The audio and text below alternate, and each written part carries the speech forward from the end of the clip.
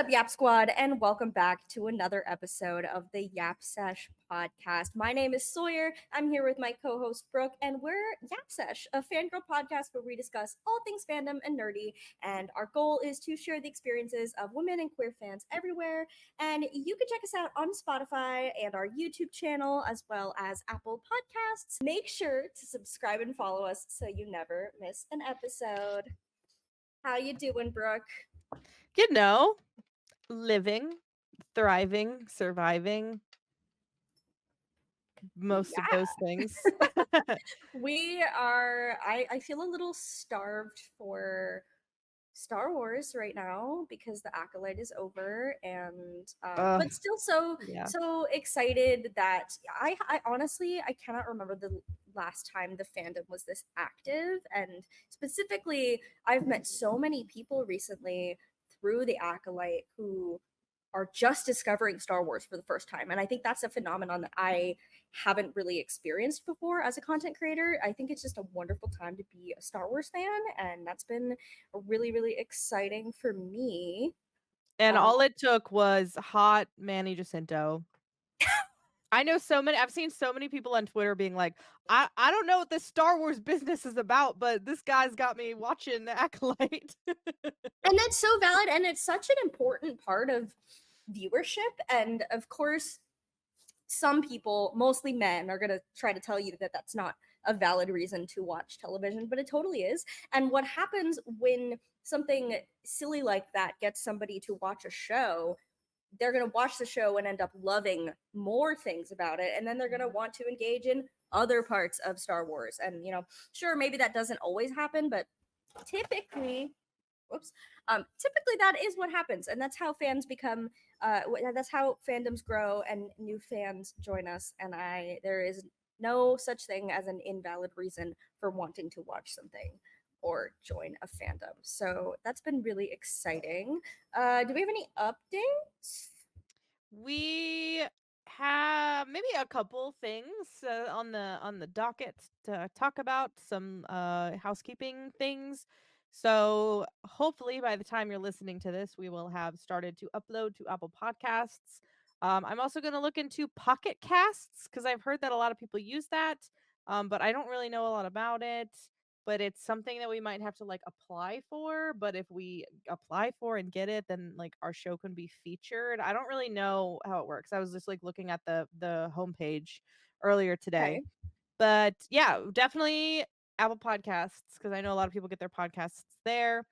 I want people to send us emails because I think there's something so fun about getting an email from someone that's like not a like a work thing, or like here's 20% off if you use this code, because I get 8,000 of those, or whoever the son of a bitch is that sold my email and phone number, so now I get all of those fucking political things like donate today and we'll match $7,000 to Kamala Harris, or Donald Trump sucks, and I'm just like, I listen, I'm trying to stick with I'm trying to keep updated with the political shit, but I don't want 8,000 emails from a random Joe Schmo who I did not give my email to.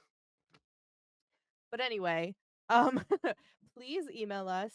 You can send us literally anything except a dick pic. We will not accept that. But like if you have questions for us that you would like us to answer on the show, any cool stories that you have. I know we toyed around with the idea of doing some like smaller episodes that are very like single topic. Like we really want to talk about enemies to lovers, but we can't have everybody on who loves enemies to lovers. So if you have like why you love enemies to lovers, like please send that to us. Any fandom news that you want us to talk about, if you have cool fan art that you made, if you have any fanfic suggestions, literally Oh, we could anything. do a fanfic episode. Yeah, just a Hell yeah. reminder to those listening, we are really trying to grow our audience, of course, and we are talking about doing a lot of shorter, yaps about things that we love that we don't always get a chance to talk about on our main episodes. So if there is something you would like us to talk about that we have not covered yet, please email us, or you can always shoot us a message on Instagram or on Twitter. I am up to ungodly hours of the night pretty much every day, so typically I answer those. But yes, we would love to hear from you guys and hear what you guys want to hear more of from Yap Sesh. Um, but yeah, and just one last update for you real quick. How would y'all feel about, I say y'all, I'm assuming it's you, I am speaking to you, yappers of the internet. How would y'all feel if we did a Yap Sesh D&D one shot? Does that sound cool? Because I think that sounds cool. I don't know. We were playing around with the idea because I'm a baby DM. I have not DM'd yet, but I'm going to for my group of friends at home and my current D&D. We are playing like popcorn DM, so we're all DMing a one shot before we decide what like campaign we're gonna do next. And so I could use the practice and DM something for Yap Sesh. So just getting a little feelers out there if you're interested in watching something like that. We could also make it maybe live. I don't know. Um maybe not. I think that'd be fun. No, we were Yeah. talking about doing it live, maybe doing it as like a charity event, possibly. So Yeah, we're still playing around with the idea, but if you are interested, let us know. And if there are any in particular people or creators that you would like to see be a part of it, also let us know that. You can email that us. It can be like at our email is yapseshpod@gmail.com. I'm like, email us. What the fuck is your email? It can literally be like yapseshpod@gmail.com, no subject, and then it just has like a name, and I will accept it. It can be literally anything but a dick pic is totally fine to send us. But anyway, without further ado, let's get into our guest and our topic for today because it's something I think that we're all excited to talk about. And anyway, let's bring her in. hello. Hi, I was muted. Oops. How are you? I'm doing well. How is everyone? Oh, another day. Another day in paradise. Say hi, everyone, to Ophelia before she runs away again. That's Hi, baby. cutie. Say hi. I know you're freaking out because the bunny's doing weird things. There's a bunny here too that might make an appearance. I love Wow, that. we will not complain. So my dear friend, would you like to introduce yourself for those of you who are unfamiliar? Hi, I'm another Brooke. Brooke squared. It's getting out of hand. Yes. There's two of them. I was about to make that same joke, so thank you for doing that. Welcome. So I am also Brooke. I'm known as Ocean Philly across multiple platforms. I'm on TikTok, Twitter, and Instagram. I will never call it X. It's not an X. It's not a Z. It's Twitter. And I do mixed content. I do both marine biology content because my day job is I'm a PhD student. I'm about to start my 5th and final year of my PhD, so crunch time. And I also do Star Wars content and Dune content, and I've just been kind of also just jumping in other things, other fandoms that I love. Yes, amazing. We're so excited to have you. We have been trying to plan this episode for a while now, but you were off doing wonderful science things in Belize and then I think Florida as well. Yeah, so we did Belize for a month and then the Florida Keys for like 2 weeks, and then we did Tampa for like 2 days, and then I came back and then had to dissect a billion more fish. So this has been a long time in the running, but I'm so excited to be on here. And yeah, we and are so excited to talk to you. And I'm really excited for our topic. Yes. Because it's something that we can all hashtag, at least all three of us, can relate to. We're going to talk about what it is to be a neurodivergent woman and a neurodivergent in fandom. I did want to mention that originally we were going to talk about the Jedi games. However, over the weekend, or I guess last weekend, because this episode will come out a week after San Diego Comic-Con, has happened. SAG-AFTRA has announced that they will be going on a video game strike, and there aren't as many parameters that are as strict for content creation with this strike compared to the last SAG-AFTRA actors strike. So we are still allowed to talk about struck work and promote it on our platforms and stream what have you, whatever. But for us, because it's coming so soon after the announcement of the strike, it just like didn't feel right to talk about the Jedi games. And it's something that I love very much, and I know it's something that Brooke loves very much as well. And so we will be back. We'll have Brooke back on to talk about them at a later date. It will But always be there. yes. And just a couple of important info, because we want to make sure that we're showing solidarity with the strike. And I pulled some of this stuff directly from the SAG-AFTRA website. So from SAG-AFTRA, they say SAG-AFTRA members who perform in video games are going on strike against all video game companies signed to the Interactive Media Agreement, which is like most video game companies, unless you're like super small indie. Effective at 12:01 a.m. on Friday, July 26th, excusing all of the stuff that was already happening at San Diego Comic-Con because it was so close to the date. The vote to strike comes after more than a year and a half of negotiations without a deal. Although agreements have been reached on many issues important to SAG-AFTRA members, the employers refuse to plainly affirm in clear and enforceable language that they will protect all performers covered by this contract in their AI language. So I think the main thing about this strike is the use of artificial intelligence in performances and in creating video games, because it's easy enough to use AI for steal someone's voice and use it in AI, but that is not cool.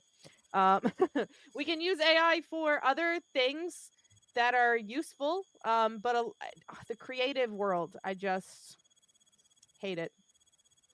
But yeah, anyway, you can find out more information on the SAG-AFTRA website. Just felt right to promote all of that information in case you were not aware. And any questions you can find answers to on SAG-AFTRA's website. But shall we move on to our topic? Or move on to our... we have a couple little introductory questions that we ask most of our guests, because we're fangirls in this house. And I always want to know, what was your first fandom that you were a part of? And do you have a favorite fandom that you were a part of? I think that my first fandom that I was a part of was Doctor Who, which is probably unsurprising based on the episode that we're about to be talking about. I didn't get into Doctor Who until it was my last year of high school.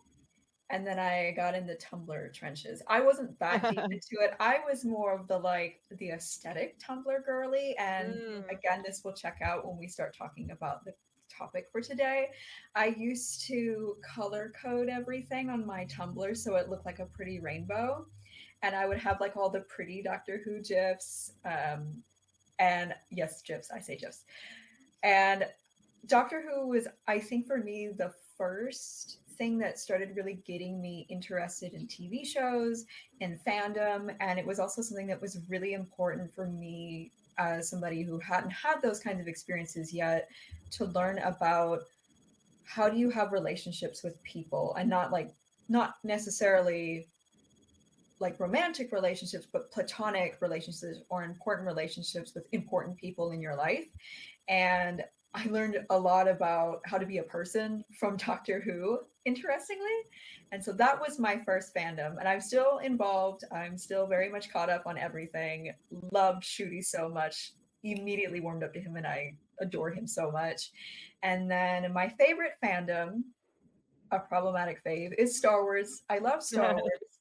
But the good sides of Star Wars are incredible. And it's so many people like you all, where we are coming together with all of these different perspectives and all of these different backgrounds and talking about things that we really love and things that we enjoy, or when we have good and healthy conversations, things about like maybe this could have been better, or we would have liked it if it was this, and having these kind of healthy, respectful types of conversations about we need more representation here, or it would have been better if like somebody from this background was used here, something like that. And I just love this specific side of Star Wars. And I think it's a lot of like the very loud minority of people saying that women shouldn't be in Star Wars, or that there can't be anybody that's not white in Star Wars, even though they're a galaxy far, far away. That's a very loud and certainly an important thing to talk about side of the fandom, but that isn't all of Star Wars. Correct. Yeah, Yeah. for sure. Yeah. It's funny you mentioned Tumblr, because I was also like, I always say that I'm super Hulock adjacent because I was on Tumblr and seeing a lot of that stuff, but I was Yes. like, you know, I was in my like aesthetic phase as well. So my Tumblr was all like reposting like weird aesthetic shit. That, and then also reposting David Tennant in places he shouldn't be Tumblr page, which, if you don't know what that is, it is there's this one picture of David Tennant as the 10th Doctor, and he's like reaching or like running or something, and this page would either people would submit things, or whoever the owner of the page would Photoshop David Tennant in this picture in a bunch of different situations, and I thought it was the best thing ever. That unlocked a memory. I do remember that. And I was also super Hulock adjacent. I watched Sherlock and I also watched Doctor Who, but I never watched Supernatural, but I was never me like too. Hulock. Yeah. I like those things separately. Mhm. Yes. Yeah. I have two friends from home that one of them loves Sherlock and the other one loves Supernatural, and I love Doctor Who, and I'm like, together we make Super Hulock, but none of us have watched like the other two shows in that trilogy, triad, whatever you want to call it. Potato. Potato. Now we just need my cat to show up, but we have this beanbag that is big and cozy, and it was like a $200-$300 beanbag, and my boyfriend used to get these like wellness checks with the company he works for until they got bought by another company, and now they were like, nah, you don't get that extra money. But it was basically just like you could spend it on whatever you want as long as it was not like guns or drugs.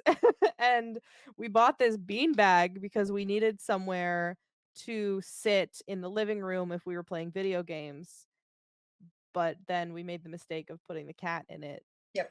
And now it's his beanbag. And he loves that thing. That sounds right. That's cat behavior right there. Oh, It yeah. really is.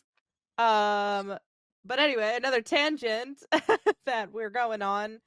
I wanted to ask because, well, you and Sawyer are both scientists and you both love Star Wars, and I know Sawyer has made a lot of content connecting biology with Star Wars, and I know I love your um your I'm trying to think of the right word, but I just want to call them fish videos.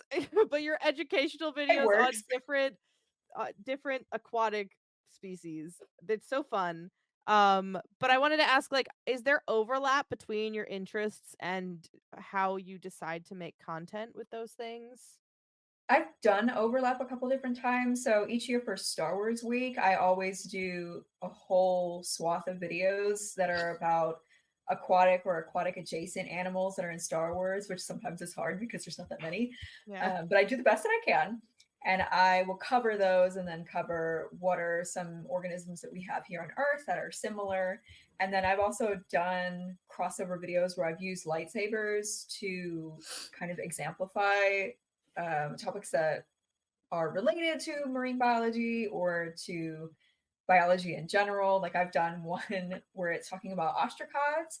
And so some ostracod species will spit out this bioluminescent mucus that will glow. And I'll use the lightsaber to kind of represent that.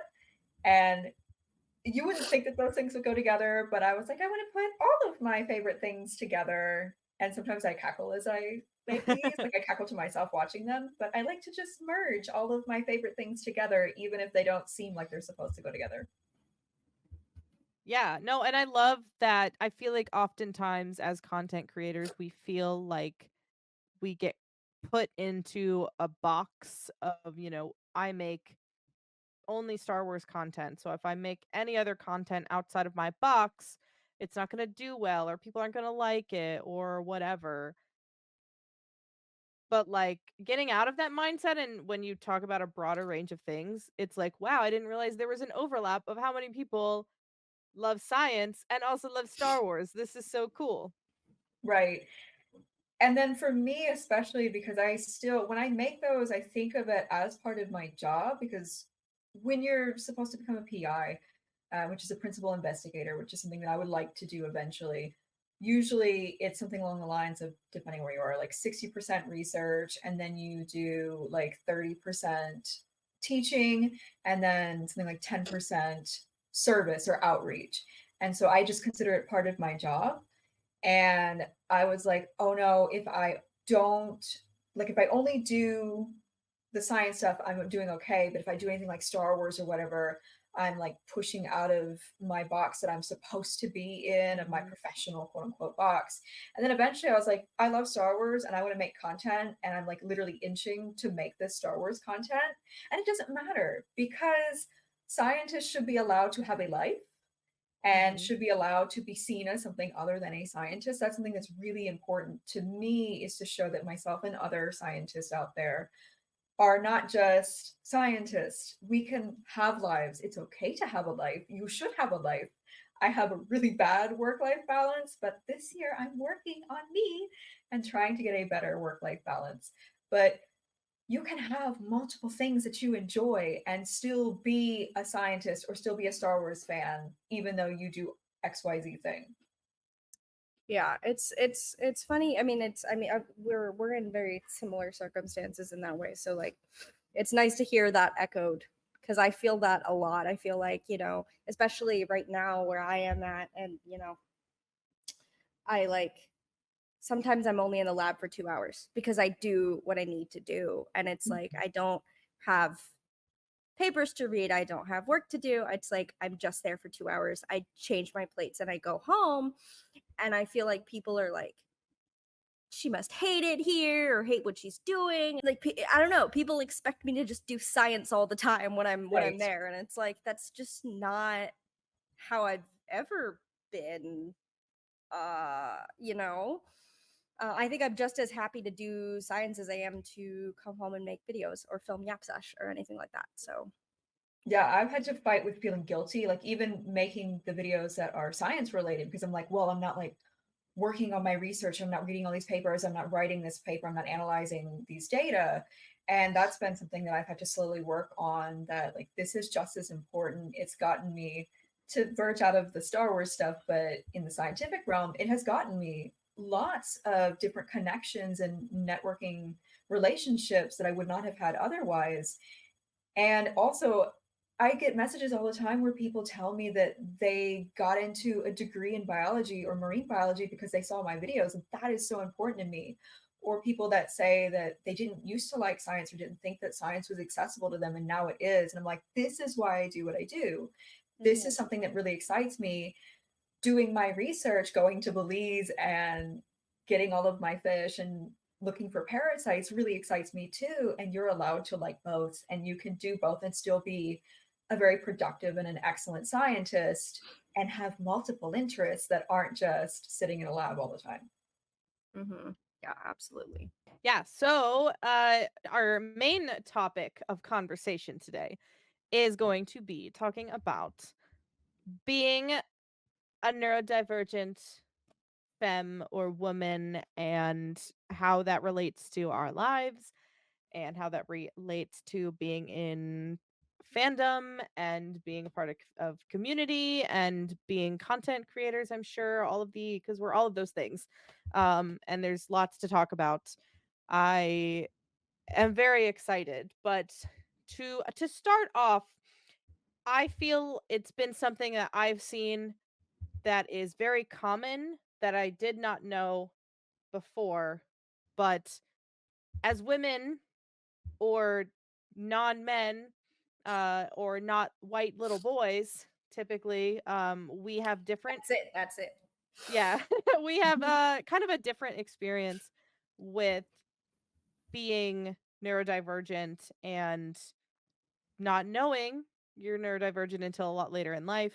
So I just wanted to ask, as much as you're comfortable sharing, what is your experience like? When did you start to suspect that you might be neurodivergent? When did you get your diagnosis? If you got a diagnosis, all of those things. So Brooke, if you want to go first. Yeah, sure, I can go first. So I'm 28 right now, just to kind of give a perspective. And for my entire life, I had felt like something was fundamentally wrong with me. Especially when I was a little kid, I didn't feel like I was a human. I didn't feel like I related to other people. And for a while, I thought that was just because I was homeschooled for 2 years. And so I was like, well, that's what it is. That's why I can't relate to anyone. That's why I have so much difficulty relating to people on a social level. And I had special interests then, but I didn't realize it. And I went through most of my life with people making fun of me, with having very intense interests that I was trying to hide, but it was really hard for me to hide. And I specifically remember in high school having the realization that suddenly I had realized how to be in situations, and I literally thought like put on a mask without having that kind of language yet, to be in front of people and how I could interact with people, but I would be very tired afterwards. And so I went through all of high school, all of undergraduate college, having no idea.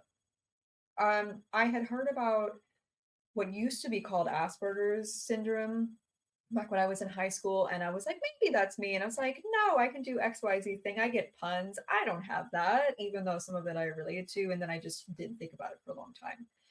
And then when I first started going to Chile, so people in my personal life know this about me, but I don't know how many people on the internet know this. I went to Chile multiple different times during my undergraduate years and directly after graduating from undergrad to do marine biology research. And so when you go to another country that is different from the country that you were raised in, that has different social norms, and especially that they're speaking another language, everything is different in the respect of they use the metric system. They don't use the imperial system. The way that they do clocks is different because they use more the military time. So everything was different. And I was in an environment that was unfamiliar to me. And so I started having a lot more difficulty interacting with people,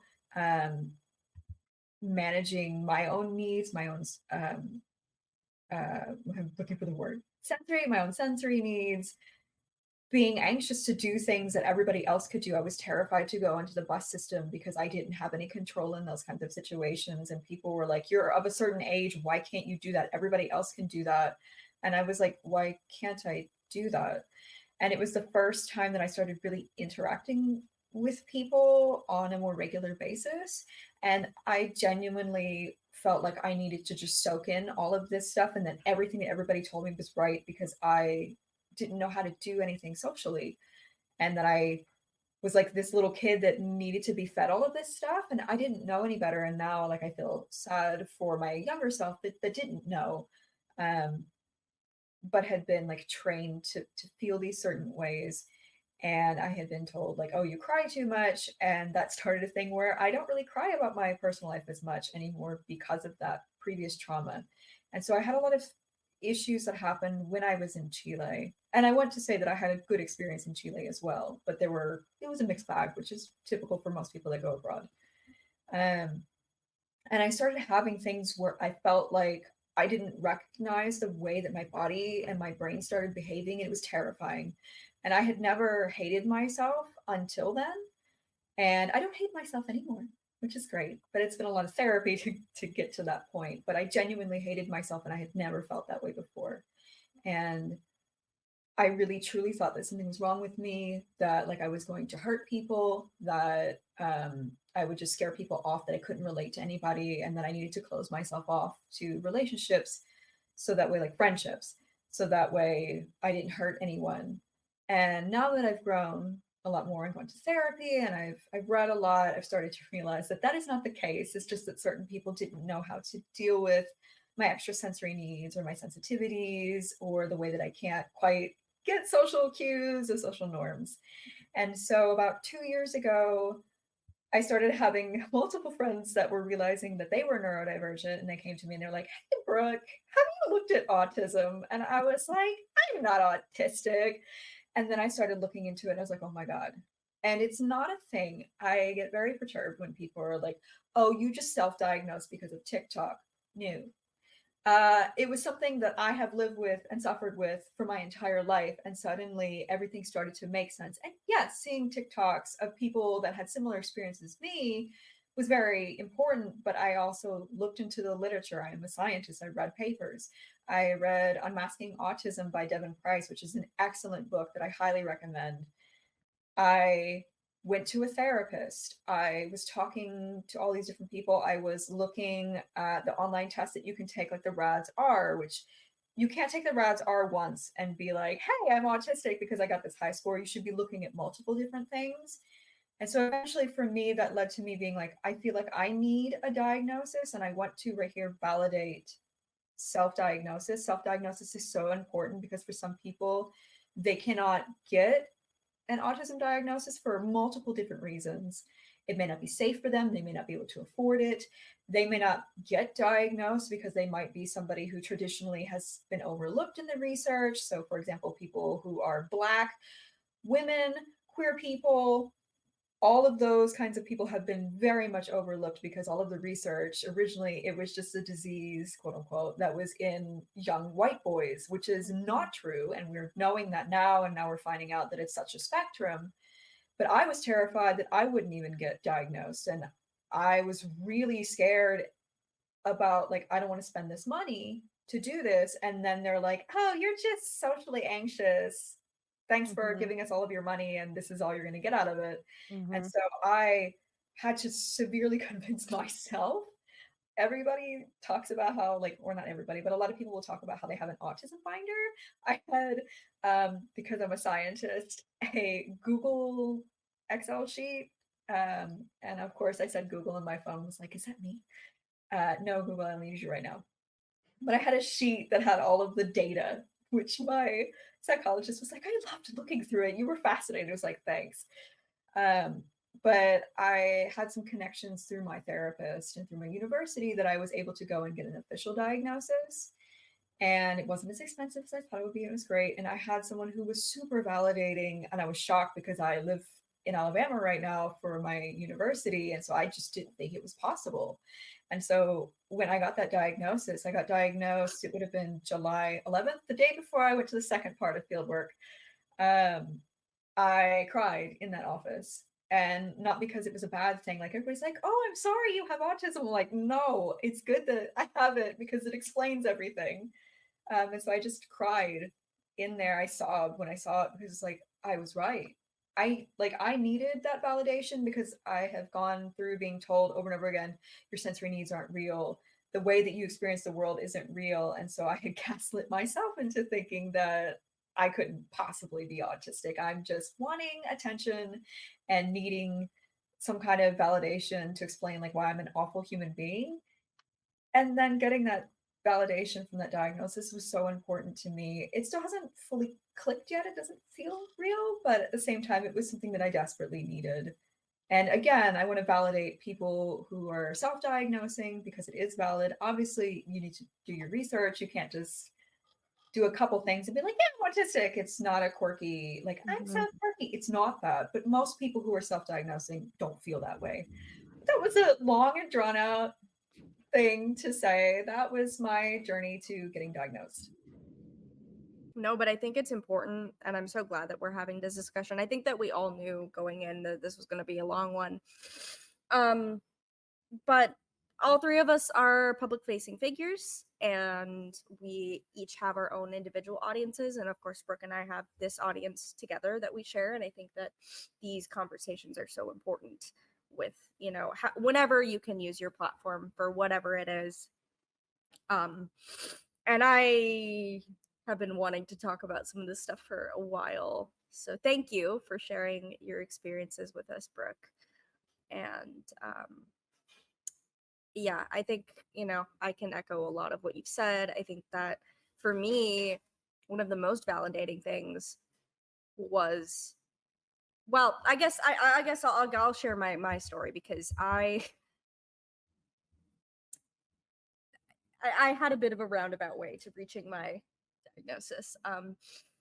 And I will just preface by saying, like, there is a lot more to this story that I would like to share at some point with the public, but I cannot. But this is what I can share right now. I it kind of same. I went to my elementary school was gifted. Like, I was in the gifted program, I was too. which, if you know anything about what gifted education is, that's just basically neurodivergent education with a nice little label. And there are some educators who will disagree and tell you that that's not true, but it is true. It is education that is specifically curated for hyperactive or hypoactive learners, and that's ADHD, that's autism, all forms of neurodivergency. That's what gifted education is. So I always say that my best education my entire life was my elementary school years, because it was hands-on, it was individualized, I had friends, and my core memories of all education, like, those are the ones I have the most of, because it was very, very hands-on, and there was a lot of, like, pretend play. And I remember this one time I was out sick for a few days, and I was like, oh, we don't give out extra credit, but maybe I'll get extra credit if I write an essay about the origins of strep throat. I don't know why I did that. But nobody has ever, like, because of the research and how it has been skewed to, quite literally, it's not an over exaggeration to say that for 50 years autism was only looked at in white little boys, or white little girls who had a severe deficit in certain learning milestones. When you think of people like Temple Grandin, she didn't speak until she was 2.5 years old. So for that reason, autism research, and frankly, a lot of, like, currently working professionals in mental health still only know autism as far as that limited research. And one of the major things that has not been considered until recently is specifically that minorities, whether it be women or queer people or people of color, due to the societal pressures that are imposed upon them for their identity, being things that they are not in control of, they are forced into this role in their life where they have no choice but to learn to mask from a very, very young age. And while white little boys can learn masking, it's usually they don't have to, because if they fit the textbook criteria for autism, then they're always, oh, okay, that little boy is autistic. However, I would also say that that's harmful to them, because there is a lot of infantilization when it comes to being diagnosed with autism as a young child. But that's a conversation for another day. Even Anyway. as an adult. Mm-hmm. Yeah. Anyway, so I went to college, and after my first year of college, I was having these insane anger episodes, like heavily exaggerated, full-on temper tantrums in public, in my dorm room, just like all the time. And that was directly associated with a toxic relationship that I was coming out of. And so I was having these huge major outbursts that were being exacerbated by, like, the development of PTSD. And I went to a psychiatrist after my freshman year of college, and they saw me for like maybe 12 minutes, and they were like, oh, you have bipolar disorder. Here you go. Here's a prescription. And bipolar disorder runs in my family. So I was just sick. I needed help. I wasn't doing well. I knew that I had PTSD, but I also knew that there was something else going on. And I was just keen to be like, okay, cool. Sure, I'll take the pill. I'll probably, whatever. But there were so many times throughout the rest of my college education where I didn't feel like that fit. And I was in fandom. I started in fandom a little bit younger than you, Brooke. I think I was in my first fandom was Frozen in middle school. But like I dressed up as Elsa every single day, and I had like a Frozen journal that I just would write in and walk around and show everybody. And then it was Divergent, and I used to draw the little bird tattoo that Tris had in Sharpie every day, and every day of the week was a different faction from the Divergent universe that I would dress up as. And I was relentlessly bullied throughout all middle school and high school. And I noticed that other peers of mine were never getting bullied for being a little eccentric. And I never knew why. I just never understood. I was like, I'm being myself. Like, aren't I supposed to be myself? Like, I don't understand what I'm doing wrong here. But it never really crossed my mind until that bipolar diagnosis started to feel wrong. And I brought it up a few times to my therapist. And this one day, I went home for the summer. I had a meltdown in my kitchen, and my dad was like, I have always believed that you're autistic. I really think you need to get evaluated. And I was like, okay, like I've never really considered that, but sure. So I went to my therapist and I said, can you evaluate me for autism? And she said, well, did you have any learning disabilities in growing up? And I was like, no. But I was almost kicked out of kindergarten because I was reading Harry Potter at 5 years old and reading it to my classmates. And she was like, "Oh, well, that's not special." And I'm like, "Oh, actually, I kind of like think it is." I don't know a lot of 5-year-olds who are reading Harry Potter. I also vividly remember. I don't know if you guys know the Flaming Lips. They're a band, but they have this song. It was in Guardians of 3. Do you realize that shit used to make me cry for hours when I was 6 years old because I would listen to the words to the song and I was able to comprehend the concept of death and what that meant. And like the line is like, everyone you know someday will die. At 6 years old, I was like contemplating the meaning of life. I know that not all 6-year-olds are doing that. So, but this woman was like, no, I don't think, but fine, we'll test you. Come to find out, I go in, I take this test. It's like a 3-hour personality quiz. And then I go into this room, and this guy is in here, and he's showing me pictures of exaggerated faces, and I'm supposed to identify the emotions. And it's like there's 6 emotions to choose from. And the anger one is like, "Argh." Like clearly I know that's supposed to be anger. And the happy is like an exaggerated smile or whatever. Like I know what you're, and I fought him. I was like, okay, surely they'll understand that I'm autistic. Because at this point I was starting to really believe it. If I go, well, that guy looks constipated, instead of saying what they wanted me to say. But instead, I got the results of that testing back, and she said, well, you're not autistic, honey. You tested in the 97th percentile for borderline personality disorder. The other one that they always And I was misdiagnose. like, oh, so you tested me for borderline because you thought I was lying to you. That's what happened. And that is exactly what happened. So I dropped it. I dropped it for a couple years. And then one day I got in a really heated argument with a friend of mine. And it was a stupid argument. And I maintained that I was correct. However, at the end of the argument, he's like, dude, I love you. You suck at empathy.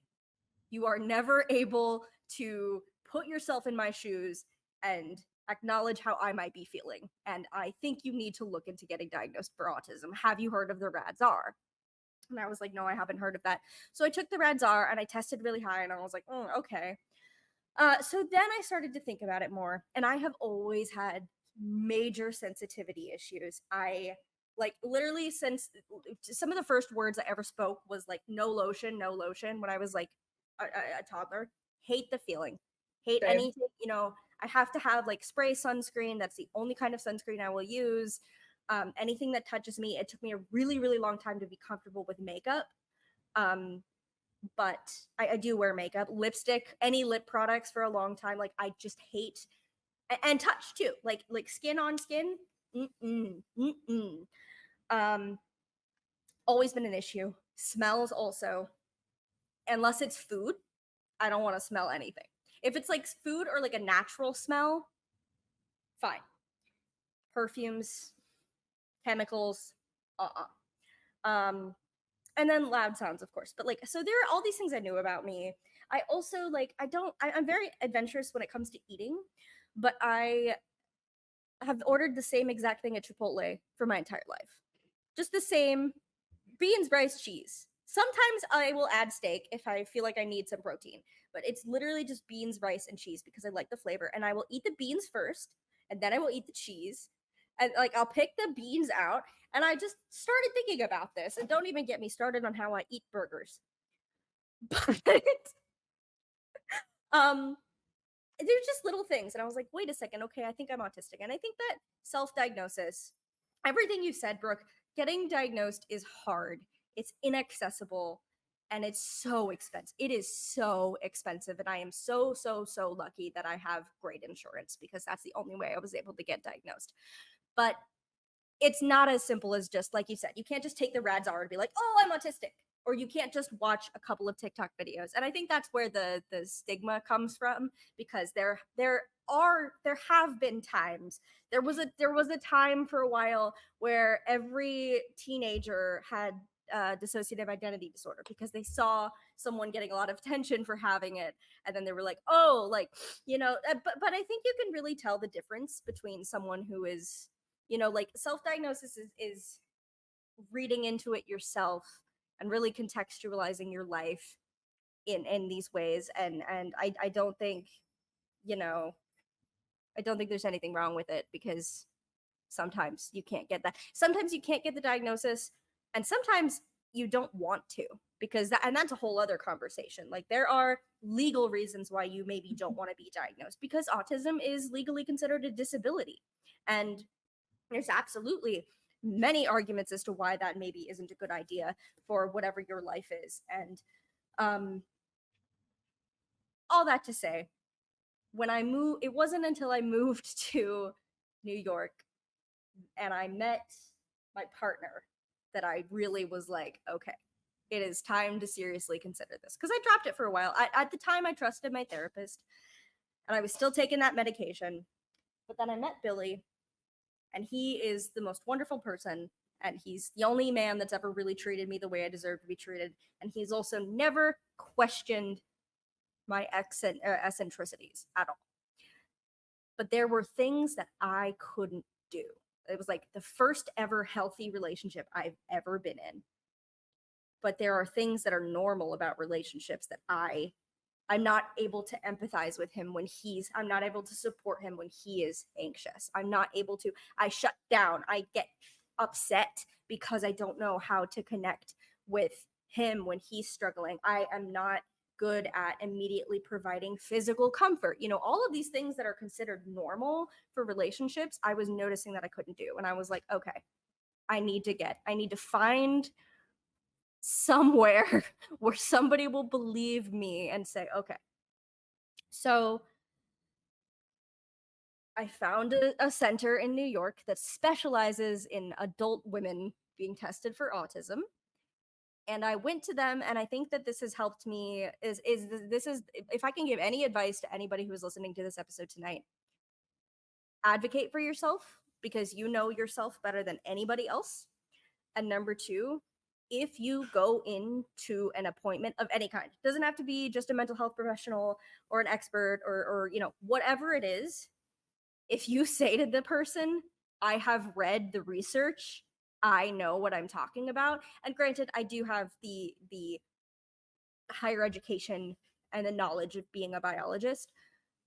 But because I'm able to say, I've read this stuff, I know what I'm talking about, I have found that medical professionals treat me with way more respect, because they're like, okay, we don't need to baby you. Like, not that they should anyway, but like, you know what I mean? Like, I go in and I say, I know what I'm talking about. I've been reading this research for years now. They were like, okay. So we can skip over all these little things. And I think that was really instrumental in me getting diagnosed. But long way around, finally I did the testing.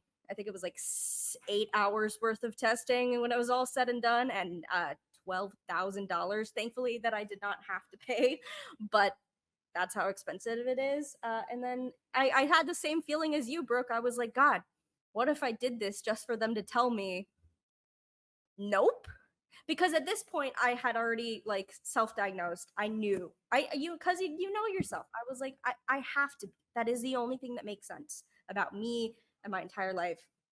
And so I was really, really scared leading up to that day. And I had the same exact, like, started crying. I was like, I screamed. I was like, yes! And no, it's not a bad thing. I would say the worst thing about being autistic is that people tell me all the time, well, you don't really seem autistic.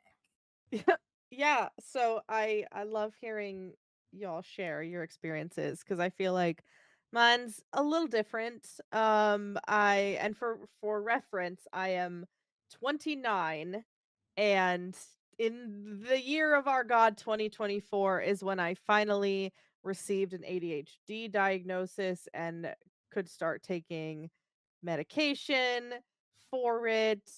Um but I think it's a common story that we hear among women, especially around our age, that it isn't until, maybe your 20s, 30s, or even 40s that you realize this thing about you and finally either self-diagnose, acknowledge it, or seek medical assistance. So for me, I don't know if I would I guess I would say that I'm self-diagnosed autistic, but for me, I think it was more valuable or more important for me to pursue that ADHD diagnosis because that, without a doubt, I know that I have. Like, I knew from the first time that I started doing research about it, I'm like, everything about my life in looking through it in this lens makes so much sense. And Brooke, you were talking about that kind of like gaslighting that you do to yourself and that like self-loathing feeling. I still reflect so much on my childhood because a big thing when you go in to talk to your psychiatrist or therapist or anyone, you bring this idea up. It's like these are things that have to have been present in your childhood. And so because of that, you have to do a lot of like introspection and a lot of like thinking back to what you were like as a child. And to me, it all like clicked into place when I was like, wow, I am not neurotypical.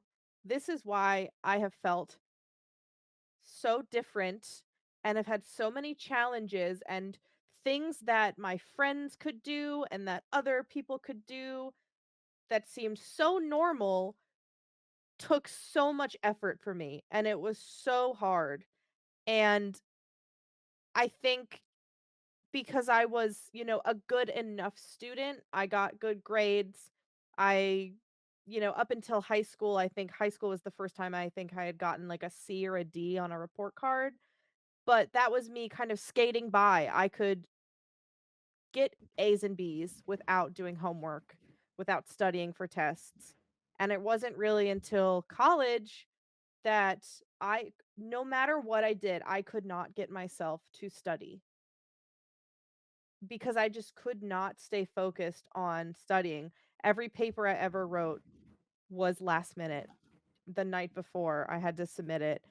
And I failed classes. I had to take physics 3 times. I had to petition to take it again. Um, Not because I wasn't, capable of understanding the material, but just because did not have that executive function that I needed. And to me, I think the seeking this ADHD diagnosis specifically was important because I knew that that was something that I could be medicated for.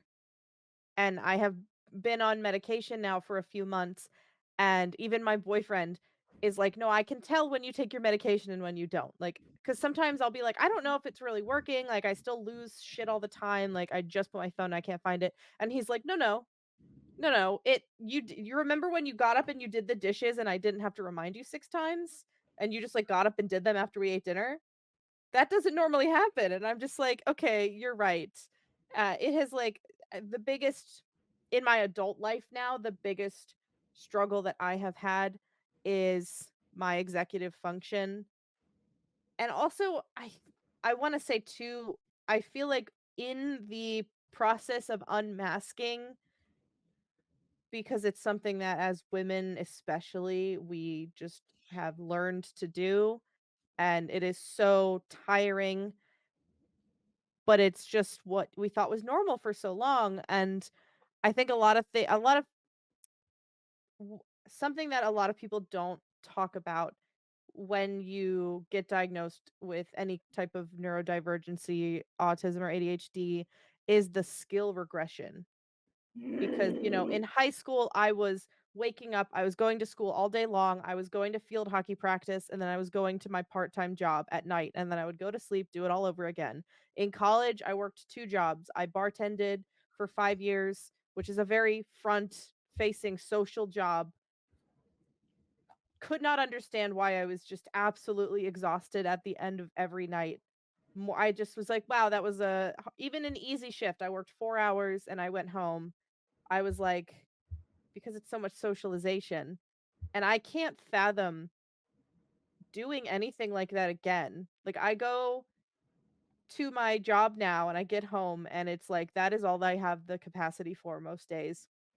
And I think that's something that is not discussed enough, is like we are very capable of doing things, but it's so much it's so much harder sometimes, and having to come to terms with like I can't do what I used to do. But when I used to do it, I was stressed all the time. I was having meltdowns.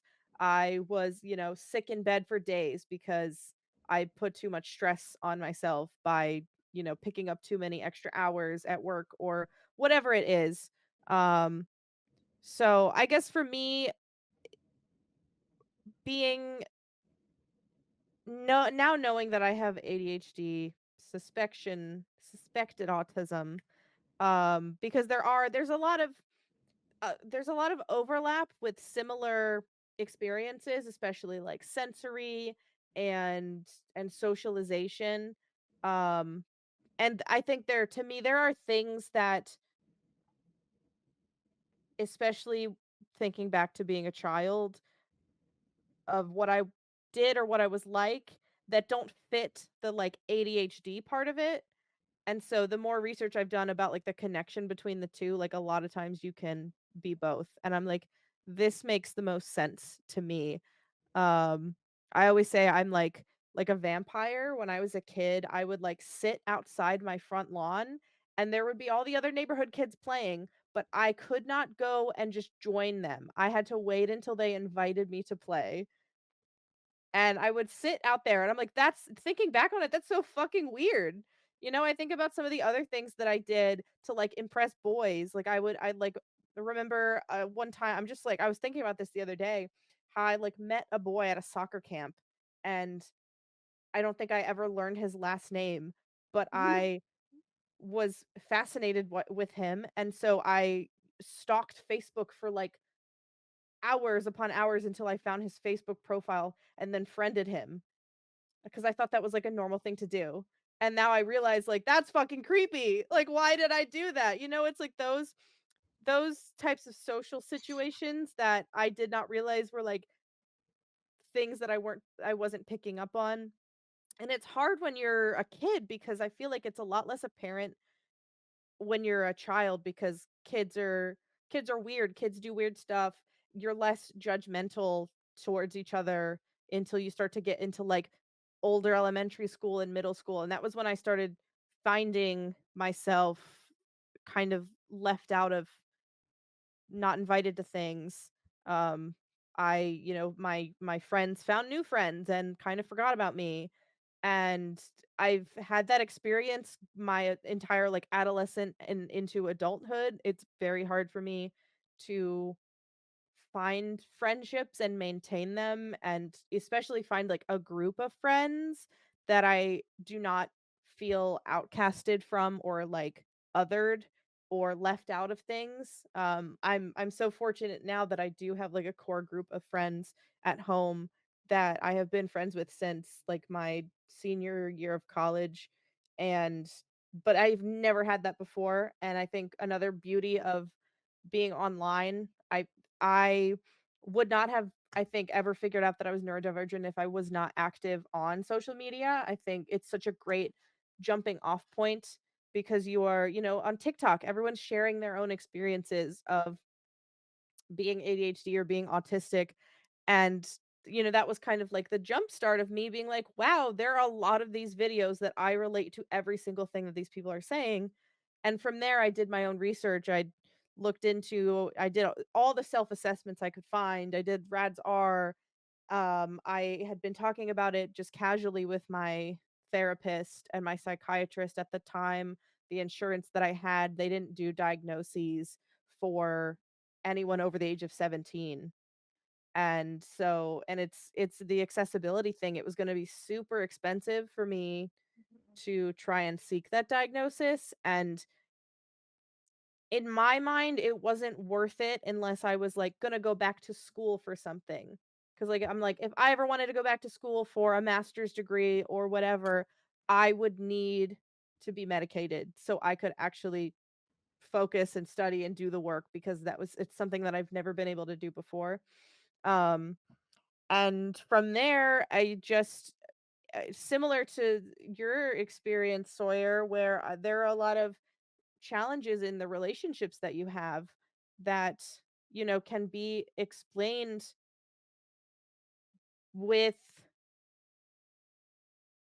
like, there's a lot of communication. And I've been with my boyfriend for, it'll be 9 years this year, and there's so much of like my so much of that was cloaked in like stuff that I don't even remember now because I was masking so hard. And I'm so lucky that he like loves me, loved me then and still loves me now, and has always been super supportive and never doubted me, and believed me. And we've gotten a lot better with our communication, because as I work on this unmasking journey and realize that sometimes the way that I do things is because of being neurodivergent, has helped a lot. And so, but there are enough challenges that I was like, I need to seek a psychiatrist who can evaluate me and get that outside validation. And because of that, now I can be medicated, and now I'm doing a lot better, at least with, a lot of those things. There's still obviously a lot of communication things. Uh, I unfortunately, I don't want to say unfortunately, but like my boyfriend's love language is physical touch. And always say I am like a cat, where it's like sometimes I'm really into the physical touch, and other times I'm like, please don't even get within 6 feet of me. Yeah. And I One feel thing so bad for him, but one thing that I've always struggled with in like any relationship is that some days, and part of this is trauma, like part of this is trauma related. Like if I have a nightmare, that's gonna affect the way that I wake up for sure. But just beyond that, I have days where I wake up next to somebody and I just recoil at the idea of, if I wake up and we're cuddling, or I wake up and like I feel somebody else's leg, like that could put me off for a whole day. Like and that's something that my partner really struggles with, because it's like, I don't understand. Like, do you hate me all of a sudden? And it's like, no, I don't. It's just I have my days where I'm like, nothing. This is a sacred bubble. And I love a good hug. I love to be squeezed. I've learned that if you squeeze my head, if I'm in the middle of like a panic attack or a meltdown, that really helps me. Um, it really helps me regulate. But I would much prefer those things to happen when I am like in a hazmat suit. have you ever considered a weighted blanket? I have one and it's life changing. It's I call it my nighttime straitjacket, but it's I it's have very one nice in Illinois, but it's like expensive to ship them because they're 15 because pounds. they're But so yes, I heavy. do need a.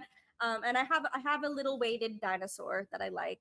But or even sometimes, you know, like I have my little autism hat. I have one of those like Russian fur hat things. That is a life changer. Um, but like but no, it's very valid, and I think, you know, I think I used to like, I just didn't even understand the skill regression is, ugh, nobody warns you about it.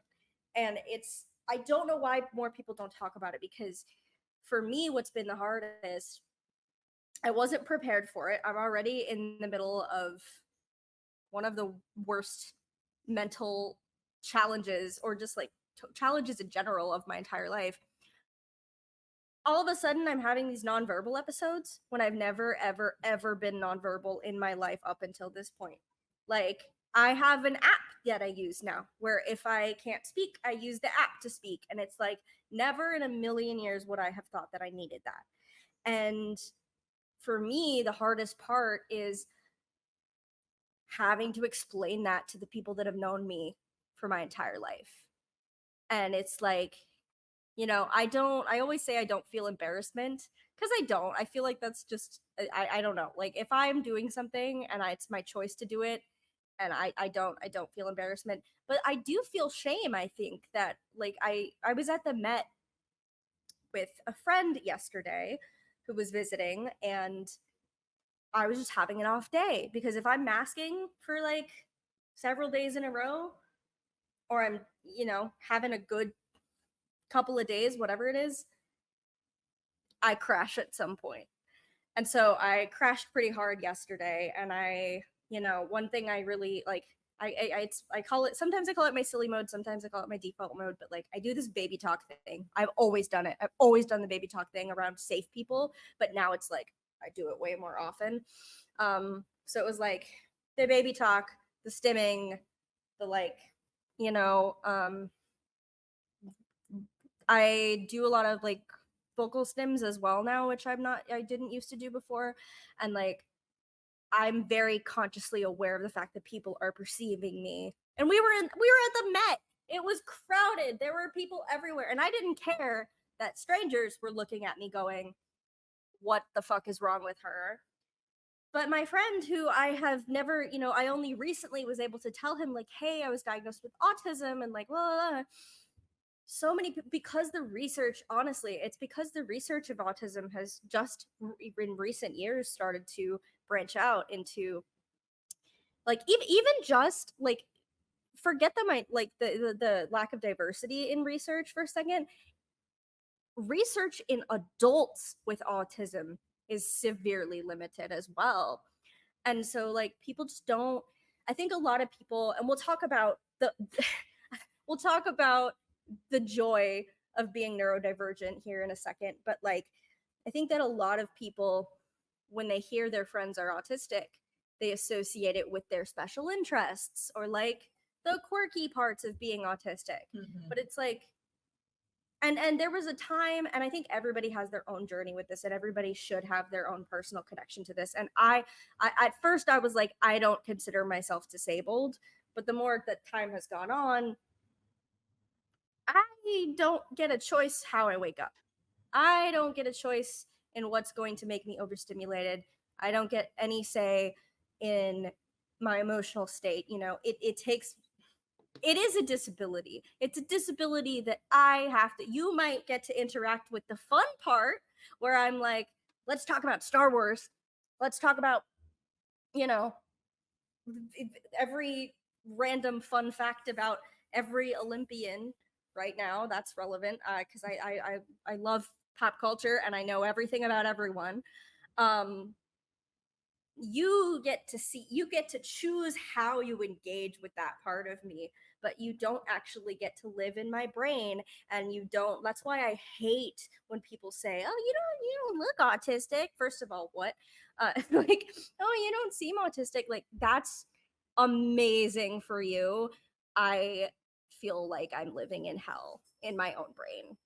Yeah, that's something that I've been having to go through too, and have been talking with another neurodivergent friend of mine about, where I'm like, I don't feel like I'm allowed to say that I'm disabled, because I'm like, well, like I can walk, I can do XYZ thing, but it's just internalized ableism that I also have to unlearn so that way I can be better for myself, but also be a better advocate for other neurodivergent people, for other disabled people.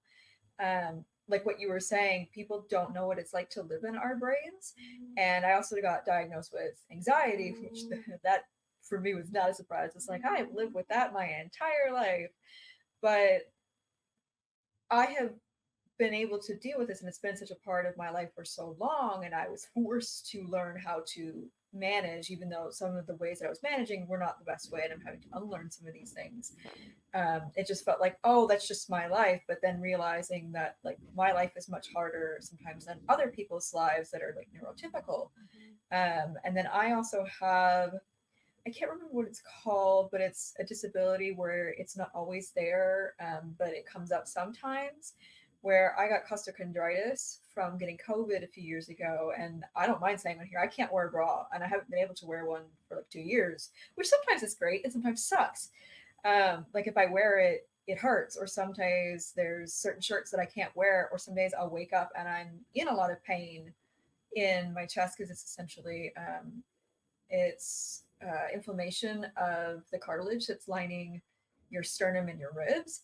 And it's much, much better than it used to be, thank goodness, because it was really bad. But that's something too that like affects me and affects how I'm able to focus on things or what I'm able to do that day.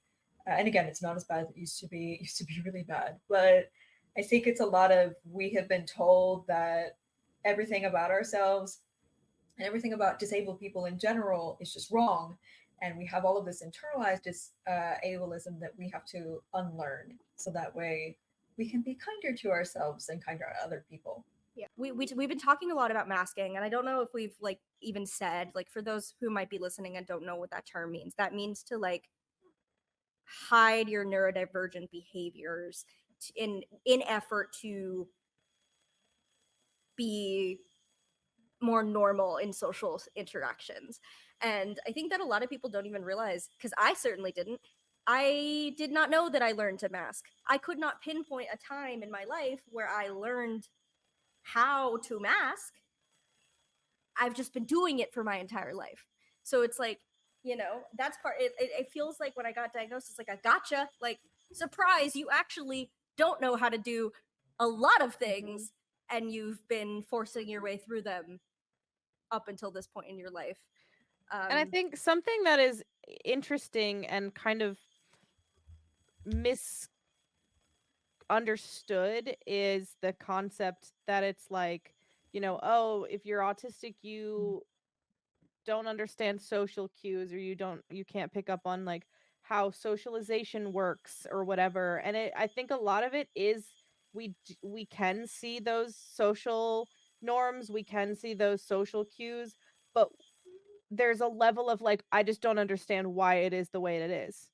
It's like I recognize this, I see it, but I don't understand why. Like, what's the point, you know? And that's, I feel like, something that's not discussed as often is, you know, because everybody learns socialization by socializing, but it's like a different level when you are observing other people's behavior and then mimicking that because it's what other people think is normal or other people think is cool or whatever. And so in addition to like masking your neurodivergent behaviors, whether that's like vocal stimming out in public or whatever, you're also like creating these what we call scripts in our heads of things to say to people and how to do small talk with people. And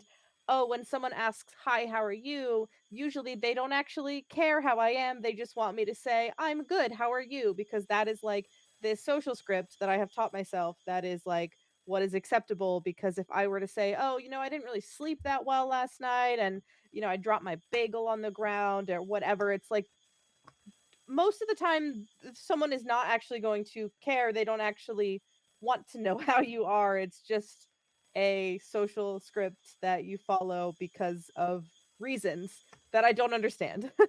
Yes.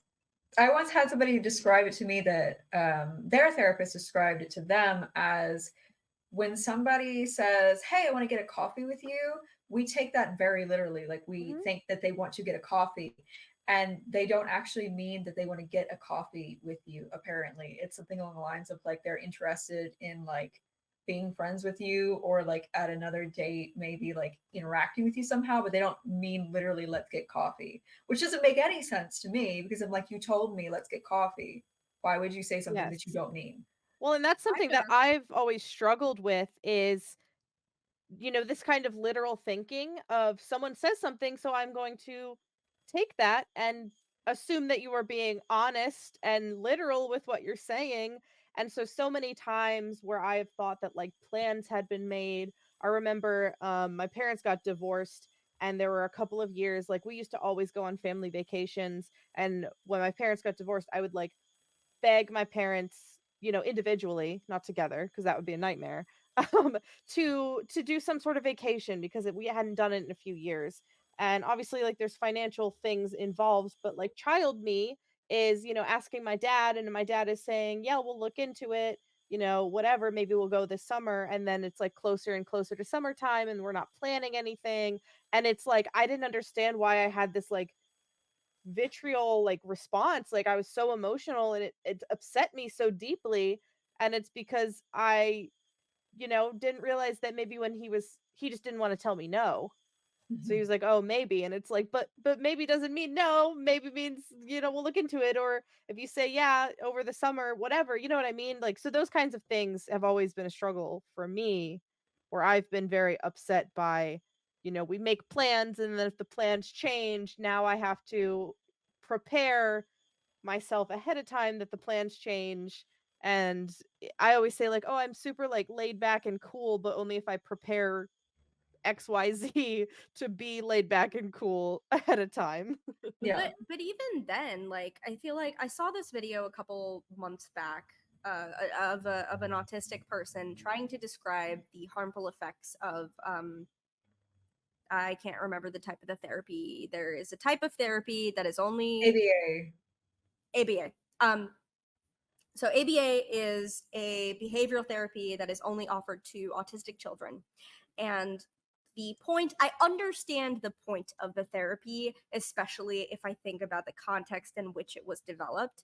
The point of ABA is to basically Pavlov a child into not having, yeah, applied behavioral analysis. There it is. Thank you, Brooke. Um, the point is to Pavlov a child into not having inappropriate reactions to sensory stimuli.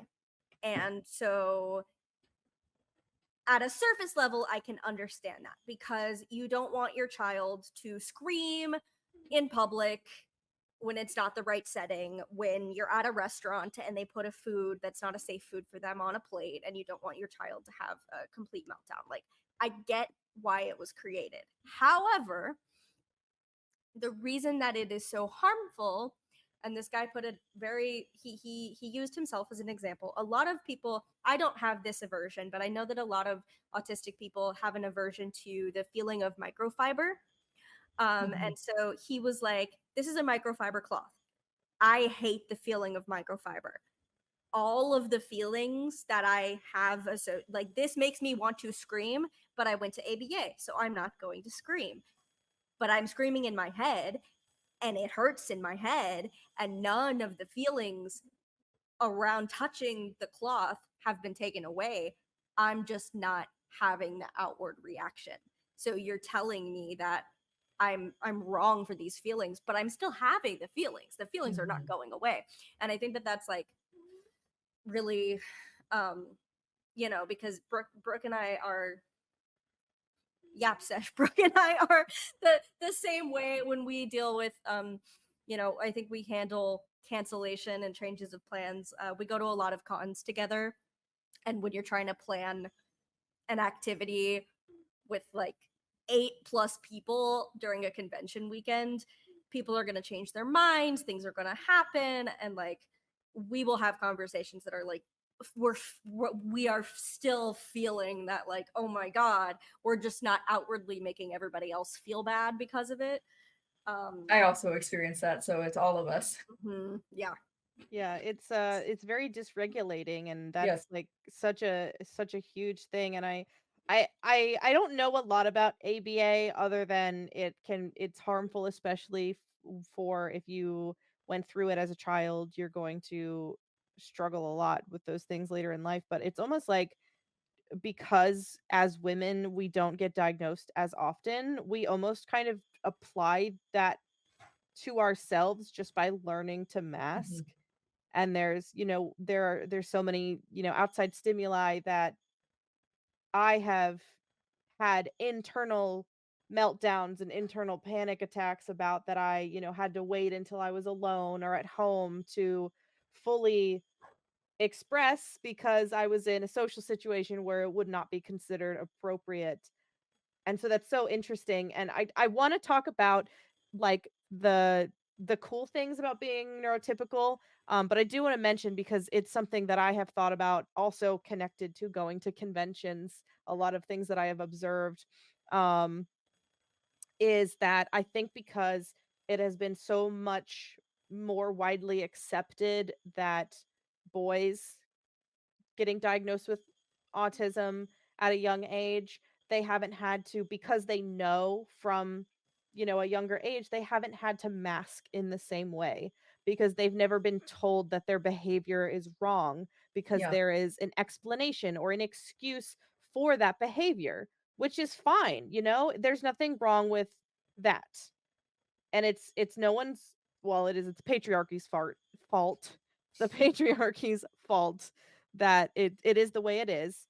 But I see, and just thinking about the conventions that I've gone to, you run into a whole variety of interesting people, especially post COVID. There's also just that the new people that have never gone to conventions before, who got into fandom or cosplay or whatever it is, and decided to now start going to conventions and not knowing the same etiquette, or not doing any research on con etiquette. But I just want to talk specifically about some experiences that I've had that have made me super uncomfortable with men that are clearly neurotypical or neurodivergent or autistic. And I don't mean that in a negative way. It's just, I always thought that I had like a really good sense of telling when someone is neurodivergent, and it turns out like the call is coming from inside the house. Like we just, I feel like, have a kinship sometimes.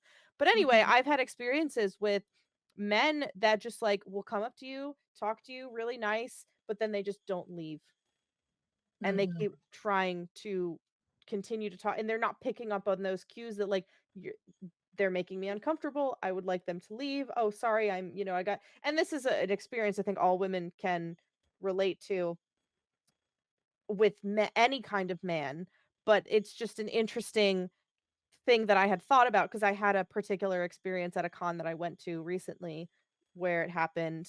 And, the guy was very nice, but he just did not pick up on the fact that it was like time for him to go, because he complimented my costume. He asked, have you played the game, blah blah blah. And it just, because of the world that we live in, you as women and non-men and femmes, we have to feel a level of being uncomfortable around men that we don't know. And so there's like that whole added layer to that. um but I don't know if I had a point to that, but anyway. I No, understand. it's definitely valid. But like, I mean, I think it plays into the fact that men typically, like, because they're diagnosed at a young age for the most part. Not always, but for the most part they're diagnosed much younger. Um there's just it's like it's just more socially accepted that they're autistic, and Mhm. like that's, you know, that gives them more audacity, but not that their behavior is bad, but it enables their audacity. And so I have had on more than one occasion fans of mine do the same thing. And it's like one thing if I'm mutuals with somebody and it's like, oh yeah, like we're in a space where it's appropriate for us to be spending time together or doing XYZ. But like on more than one occasion, I have had a neurodivergent man or like male presenting individual follow me around places because they're a fan of mine. And it's like, I being having my own issues and, you know, not wanting to upset anybody, I don't have the ability to be like, go the fuck away. It's the audacity. Yeah, I feel like Yeah. as AFAB people, we were socialized that we had to fix every aspect of ourselves and like fit within a specific box. Whereas for AMAP people that were diagnosed, they're just like you were saying, it's just free reign. It's like, oh, you're autistic, so you can do anything.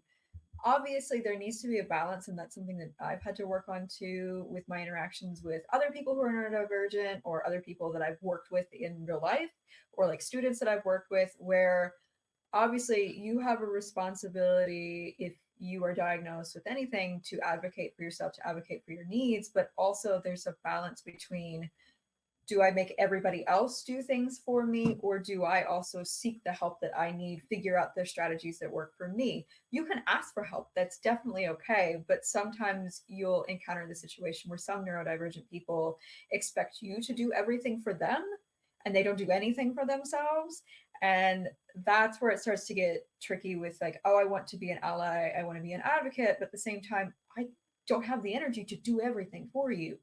Um, and so sometimes you'll see those situations with people like what you're talking about, where it's like, it's up to you to learn, like, how can I socialize in a way that's not going to make people feel uncomfortable?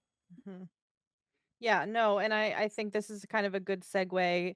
Something that we all wanted to talk about as well is the, there is a level of responsibility that you have to yourself. And unfortunately, we live in a world that is set up to support neurotypical people, but is not set up to help neurodivergent people. And we can, it's important to advocate for ourselves so we can change things to make it easier and better for us.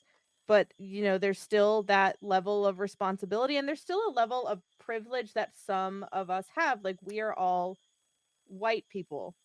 There is still that level of, there's that the kind of internet joke of like, well, I'm, you know queer and non-binary, disabled, like this whole long list of things, and this is why I am more oppressed than you. And it's Mhm. like, there's still some level of privilege that you have in society, that is always going to be more than people of color. Or if you're a man or male presenting, there is still going to be a level of privilege that you hold over non-men. um and it's, there's so much that we could talk about within that, but I just wanted to, I think, highlight that we can advocate for ourselves, we can share our experiences with our disabilities, because that's what they are. But we also have to recognize, that there are a lot of other people that don't have that same privilege. There's people that don't have the availability or accessibility to go to the doctor, get diagnosed for these things, the financial ability for all of these things. And yeah, I don't know if you guys want to add more to that. Like, for example, if I stimmed in public, which still don't do, I was still nervous about doing that. But if I was to stim in public, somebody might just think of it as being quirky Hmm. because I am a white woman or perceived as a white woman. But if someone who was Black, for example, did the same thing, then they might receive bodily harm. And that's a reality that we have to acknowledge. And like, a reason why for some people it's not safe for them to get an autism diagnosis in the Hmm. first place, or an ADHD, or whatever. And so it's really important to me and to all of us, obviously, that we acknowledge the fact that we are white and we have privilege, and it doesn't preclude you. Like, just because you are disabled doesn't mean you can't be racist, Hmm. or it doesn't mean that you can't be sexist. You have to actively work on all of those biases that you might have that you didn't realize that you had, and unlearn those to be a better advocate and ally to other people. Yes, I'm thinking about this. I was talking to my boyfriend about this the other day. Um, there's one of my favorite podcasts, the last podcast on the left. It's like a supernatural true crime, et cetera, et cetera. But one of the hosts on there, I remember, he's talked a lot about his experiences with mental illness and his mental health. And one thing he said one time, and I don't know if he said it first, I'm sure other people have said something similar, but it's like your mental illness, your disability is not your fault, but it is still your responsibility Yes. at the end of the day. But I don't want to end this on a sad or negative note, so I kind of want to talk about some of the more fun things about being neurotypical, because there are a lot of advantages. I don't want to say advantages, but there's a lot of like uniqueness to Bunny. I love Bunny. It's so cute. He was I've he was behaving a I've few never minutes pet a ago. bunny. He's very Really? soft. Yeah, I He don't was know. I've just never pet misbehaving. a bunny. I don't know why. If you heard weird noises or me being like, hey, that's what it was. He was trying to eat my plant. Yes. There he is for the That is viewers. the face of a guilty bunny. Like, huh? Juniper. I didn't do anything. Yes, you did. So cute. What was I saying? My since being like officially diagnosed, my like vocal stems have gotten even worse, where I just talk in random accents or random voices all the time now. Like it used to be just like at home or like with my close friends, and now I find myself doing it at work too. And luckily I work with kids. So they always think it's Kids funny. love accents. Yeah, they think it's funny, and it's good DM practice for my different voices that I can do for characters, which is a fun bonus of being neurodivergent. Is you have, I always say, like, I think artists and Hollywood are like filled with neurodivergent people, even if they Mhm. don't know that they are, because there is like a level of creativity I think that a lot of us have that is just, and it can be because of a hyperfixation or a special interest, or just because we literally fundamentally think differently, like have a different way that our brain works than other people, that can be so beneficial in a creative space, which I think is super cool. Like I've always been super creative. I've always been, drawing, taking pictures, coloring, painting. And I'm really happy to have this podcast and a social media platform that I can kind of channel a lot of those things and ideas into that I've never had before, which is really exciting. And I'm have discovered cosplaying in the last few years. I have cosplayed before, but pre-COVID I had done lots of closet cosplays, going to cons, but it wasn't ever something that I thought like, oh, I want to make a costume and then put it on my body. And now it's like I'm teaching myself how to sew, and I'm teaching myself how to leather work and work with foam and 3D printing, and it's like 8,000. It's really bad for ADHD though, because I will spend so much money on these hobbies, which is, it is a downside. There is such a downside to having ADHD and having issues with spending money, because you spend money on new things and it gets that dopamine hit. And then if something is too hard, then I quit and then I never pick it up again, or I get, focused on something else. But anyway, um there's a lot of like creative outlets that I think I would not channel if I was neurotypical. I I love don't know how y'all everything feel about that. about it. Yeah, and speaking of, like, we're all online and we all talk about things like Star Wars and the fandoms that we're a part of, and I think there's such a Venn diagram of like people that are really engaged in fandom communities and being neurodivergent. So I kind of wanted to talk about that a little bit. Talk about, do you all remember, and if before we had the language of it being a hyperfixation. Do you all remember the first time you were hyperfixated on something? Oh yeah. Oh yeah. I could recite Frozen start to finish. Like word for word. I don't know why. I mean, I was always interested in that kind of thing, you know. I've been a Star Wars fan my entire life. As a child, I was really big into Harry Potter, but I will not talk about that for, you know, that's that but I was obsessed with Frozen. I related so much to Elsa. I loved her. My best friend was a ginger who had a blonde streak in her hair for a weird genetic reason. And you know, I of course I was obsessed, and I had no, I think not only was that my first hyperfixation, but I, thinking back to that time and how relentlessly bullied I was, like I remember feeling like, no, why am I being bullied for this? This is who I am. This is what I love. I love this thing. I don't care that I'm a teenager who is obsessed with a Disney princess. Like I remember what my thought process was back then. And I remember it being the exact same when I fell into Doctor Who in high school.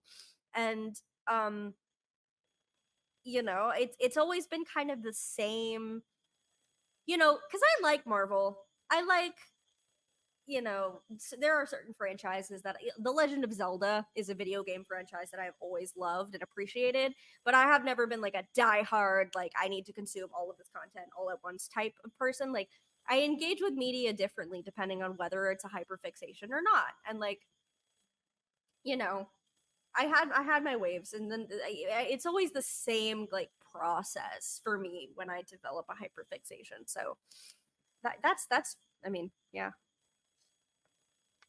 I haven't had as many hyperfixations myself. So to define for the audience, there is a difference between hyperfixations and special interest. Mhm. Hyperfixations tend to be a shorter duration. And so you might very intensely be interested in something and then it tends to wane a bit. Whereas with a special interest, it tends to be long term. So I haven't really had very many hyperfixations because they aren't as common in autism. They can happen, but they're more associated with ADHD. Mm-hmm. But my first one was I got really into film cameras. And this was like my last semester of undergrad. And I learned literally everything that I could about film cameras. And I still photograph with film cameras and love doing it, but I'm not as intensely interested in looking into that information as I was when I first started. And then my only other like really hyperfixation that I can think of is this goober right here. So I had a hyperfixation with bunnies. Oh my God, I'm sorry. It's okay. I'm sorry, my son. He doesn't like being held that way. Okay. Please don't chew on the cord. Okay. Anyway, so he's going to go down now. He doesn't like being held. Most bunnies actually don't. Fun fact. But I had always wanted a bunny. But then when I got back from Chile and was preparing to go to graduate school, I had the need to get a bunny. And I looked up everything about bunnies. And I knew everything about bunnies. And then I got him. And then it felt like that hyperfixation waned. And I love rabbits and I will always own a rabbit. But I also want to be very clear that just because you have a hyperfixation does not mean, especially if it's on an animal, it does not mean that you are ready to have that as a pet. I made sure that I had everything in place to get him and that I was going to have an apartment where I could keep him and that I had everything set up and that I was doing it for the right reasons. And now I love having him, even though he may not want to come back up here. I love my bunny son. No, that's a good distinction that you make. And I think that really, thinking about that, like I've had brief moments, little stints of fandoms that I've dipped my toes into. Like Loki, I would say, was a hyperfixation of It's mine. one of my special interests. Yeah, I love Loki season 1, and I wasn't interested in the character at all before that. And then that kind of fizzled out for me. But Star Wars is just always, always, always, always, and it will always be. And I don't think that will ever go away. And it always kind of drives me crazy because I've spoken to so many mental health professionals in the last 6 months, and like everyone it drives me nuts. They all have to verify that I'm autistic. Like, I'll tell them I was diagnosed and formally went through all the testing, and they'll be like, okay, but do you have any hobbies that you need to know everything about? And I was like, Star Wars, every time. And they'll just be like, I like Star Wars too. And I'm like, you don't understand. I love Star Wars. I live and breathe Star Wars. Yeah, there is like and it's so hard to explain to, I think, a neurotypical person what the difference is. Because, like, we can all become obsessed with something or say that we're obsessed with a thing, but it's just this. And I remember, I think I was, maybe middle school age when I first started to experience this. It's such a strong emotional feeling, and it's not always a good emotional feeling. I remember reading a book series, and I finished the book series, and I think I literally did not go to school the next day because I felt so sick over it. And then I had to read it again and again and again. And then I had to go on the author's website or her blog every day because I was like, are they going to make a movie about this book trilogy? Because it's so good. And like, literally, I would check it every single day and nothing would change about any updates about a movie adaptation. But it was just, it's such a strong feeling that I can't describe, that it can be debilitating to a Mm-hmm. point. And I know that I've had things that I've been either hyperfixated on or things that I consider a special interest, that it almost feels like I feel like a weird like territorial about, like, if I am really interested in something, or hyperfixated on it, I actually it pains me to see other people talking about the thing that I love, because I'm like, no, you don't understand. You don't love the thing in the way that I love the thing. And so if I hear other people talking about it, it like upsets me. And I don't know how to like describe that feeling. I remember like when the Last of Us TV show was coming out. The video game, it's my favorite video game. I played it so many times. Um I have it tattooed on my body. I have a whole shelf of stuff. I talk about it probably once an episode. It's a joke now, and I'm like, drink if Brooke talks about The Last of Us. But like when the show was coming out, I was making a lot of content and talking about it and making videos about it. But every other video that I would come across my For You page of people talking about, I would skip. I'm like, I don't care. I don't want to hear other people's opinions about my thing, because you don't know this thing the way that I know this thing. And I know that's not a healthy way to go to think about it, but it's just like your mind just gets in those thoughts, I guess. And I mean, it can be, it has its downsides, but it also is, I something that I've never been ashamed about is things that I like. So even, in middle school, I was, the 13-year-old that my binder was covered in pictures of the Jonas Brothers. And I was like, I don't care. I love them. I don't care if other people think it's lame. I love them. I've seen them 4 times. Except we're not going to talk about how Joe Jonas broke my heart because he sucks now because he hurt my girl Sophie Turner. But anyway, at the time it was something that was very considered very uncool, and it was something that I was never ashamed of, and Mm-hmm. I'm very happy that that is something that I have carried into adulthood. I am not ashamed about the things that I am interested in. I'm not ashamed to talk about the things that I like. um and a lot of the time now, and as adults, I think, as these nerdy things have become more streamlined or mainstream, not that Star Wars has never been not mainstream, but there was still a level of like, oh, like, you're a nerd.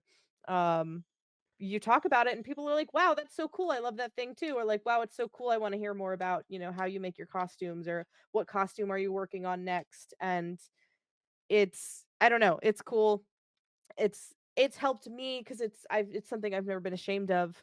Um, because I don't want to say ashamed, but there's other aspects of being neurodivergent that I mean, we all mask. So some stuff that I've hidden that I have felt, I guess, a level of shame of showing to others. Mm-hmm. Um, but yeah, I guess I I I I have a lot of I have gone through many, many, many hyperfixations, and sometimes they're very short. Sometimes it's like a week where I get really into. I bought fuck ton of yarn and I learned how to crochet over COVID.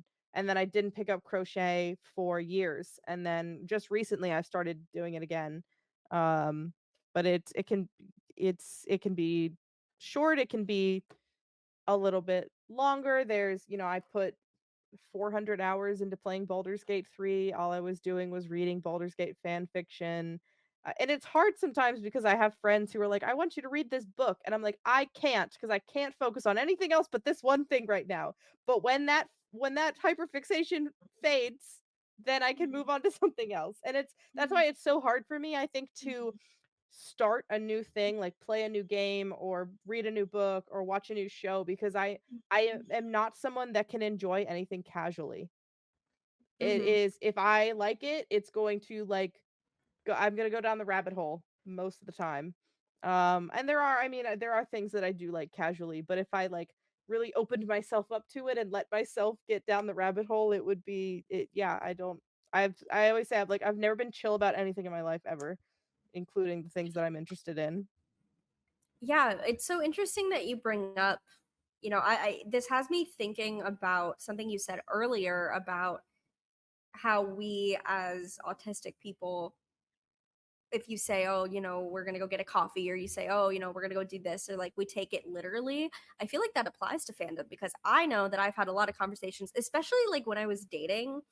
And this is part of the reason that I just stopped pursuing people who would match with me and want to talk about Star Wars, because there has been so many times in my life where people have been like, "Oh, you like Star Wars? I love Star Wars." And so if you say to me that you love Star Wars, I am just going to assume that you are obsessed with Star Wars in the way that I am obsessed with Star Wars. And 9 times out of 10 that conversation goes, oh, you haven't seen Rebels. Oh, you haven't seen Clone Wars. Oh, you don't keep up with the reading material. Oh, like, and it's like that's a normal way to love something, but I am obsessed with it, and I always have been. And like, I'm used to also with my content and through the internet engaging with people that consume Star Wars the way that I consume Star Wars. But like, not like, so whenever my mom all the time is like, oh, my coworker loves Star Wars, and I'm like, uh-huh, like I just have to, like, I can't engage with that because I'm like, no, they don't. I know for a fact that if your friend or your coworker or whatever is going up to you and being like, oh, your daughter likes Star Wars, I love Star Wars, it's like, no, no, no, no, no, no, no.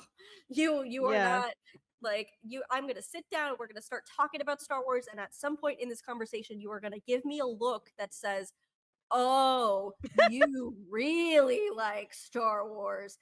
Got it. Well, there's another layer to that too. I think, which is what causes us to yap. Hence, yap sesh is the need to feel like you are. I feel like we spend so much time being misunderstood that we end Mhm. up over explaining ourselves Yes. in every single way that we possibly can, and still are misunderstood. And that has trickled over to when I am talking about something that I'm interested in, and it's hard for me to talk about anything casually without the 600 layers of backstory that you need to read this one Star Wars book. And or if someone says, oh, I had a friend ask me a few weeks ago if I wanted to get into any of the Star Wars animated shows, where should I start? And then I had one of the interns that we have at work had never seen the Star Wars movies and asked me, where should I start with the Star Wars movies? And I don't think she expected me to go into like a 20-minute spiel about all the different ways that you can watch Star Wars and where to start and why you can start a certain way, and how things were, when the prequels came out, they weren't that good. And but if you like the sequels, if you want to start with the sequels because you like the fast pace and the special effects of like a Marvel movie, starting with the sequels might be better for you than if you start with the originals because they're a little bit slower and blah blah blah. And it's like I don't know how to casually explain something. Yeah, I like how you said that we don't know how to casually like anything.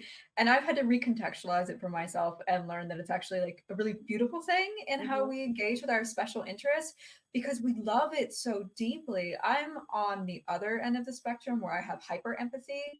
And so I feel a lot of empathy towards other people. and I have a lot of feelings, and I can watch shows. For example, one of my special interests is the Loki TV series. So, like you said, Sawyer, I thought that Loki was an interesting character, but I wasn't interested in him in the way that Tumblr is interested in him. And if you're interested in him in that way, that's great. It's just there's some stuff that starts kind of getting scary in that area. But I really just loved everything about this show, and I love the production. I love the cinematography as somebody who does photography and cinematography.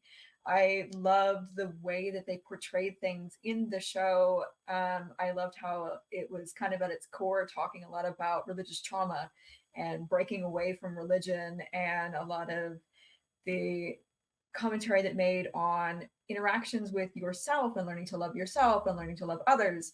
Um, and when that show ended and they had the last episode, I was so upset by the last episode. And it's a beautiful episode. And I won't spoil it for anybody that hasn't seen it yet. But it was so beautiful. But it was so upsetting that I thought about it for 3 weeks. And I didn't tell anybody about this because people don't understand that. And when you're younger and you're learning that people don't interact with the world that way, it can be very jarring when you share that thing and they're like, you're so obsessed with everything, you're too obsessed, you're so weird. You learn to hide those things internally. But it is normal and okay for you to feel like you'll watch a TV show, you're like, watch certain moments in Doctor Who, for example, that like I grieved about those things for like days or weeks. My very special interest with the Jedi games, and I won't get super into because again, we're trying to honor that, but like there have been moments in there that I grieved during those games, and that's a normal reaction because that's just the way that our brains process the world. We take things in and we feel them so deeply, and that's okay, and that's not bad. And sometimes I experience deeper feelings about media pieces than I do about like real life things, and that's okay too. It's because the way that I've been able to think about it in my own life is that when you're playing a video game, when you're watching a TV series, when you're reading a book, you are in a safe space where you are somebody that's looking inside of it. And so nobody in those is going to judge me for how I'm going to respond to those things. And so I can process it externally, like externally from the situation, which is the way that I normally process things anyway. And nobody's judging me because nobody sees the way that I am. And so I can be content with the way that I'm going to process that. But when you're a kid and you're growing up and you see that other people, or you're told by other people that you're not allowed to have these kind of reactions to these things, that it's, I've even been told that these are sinful, which is really scary when you're a kid, right?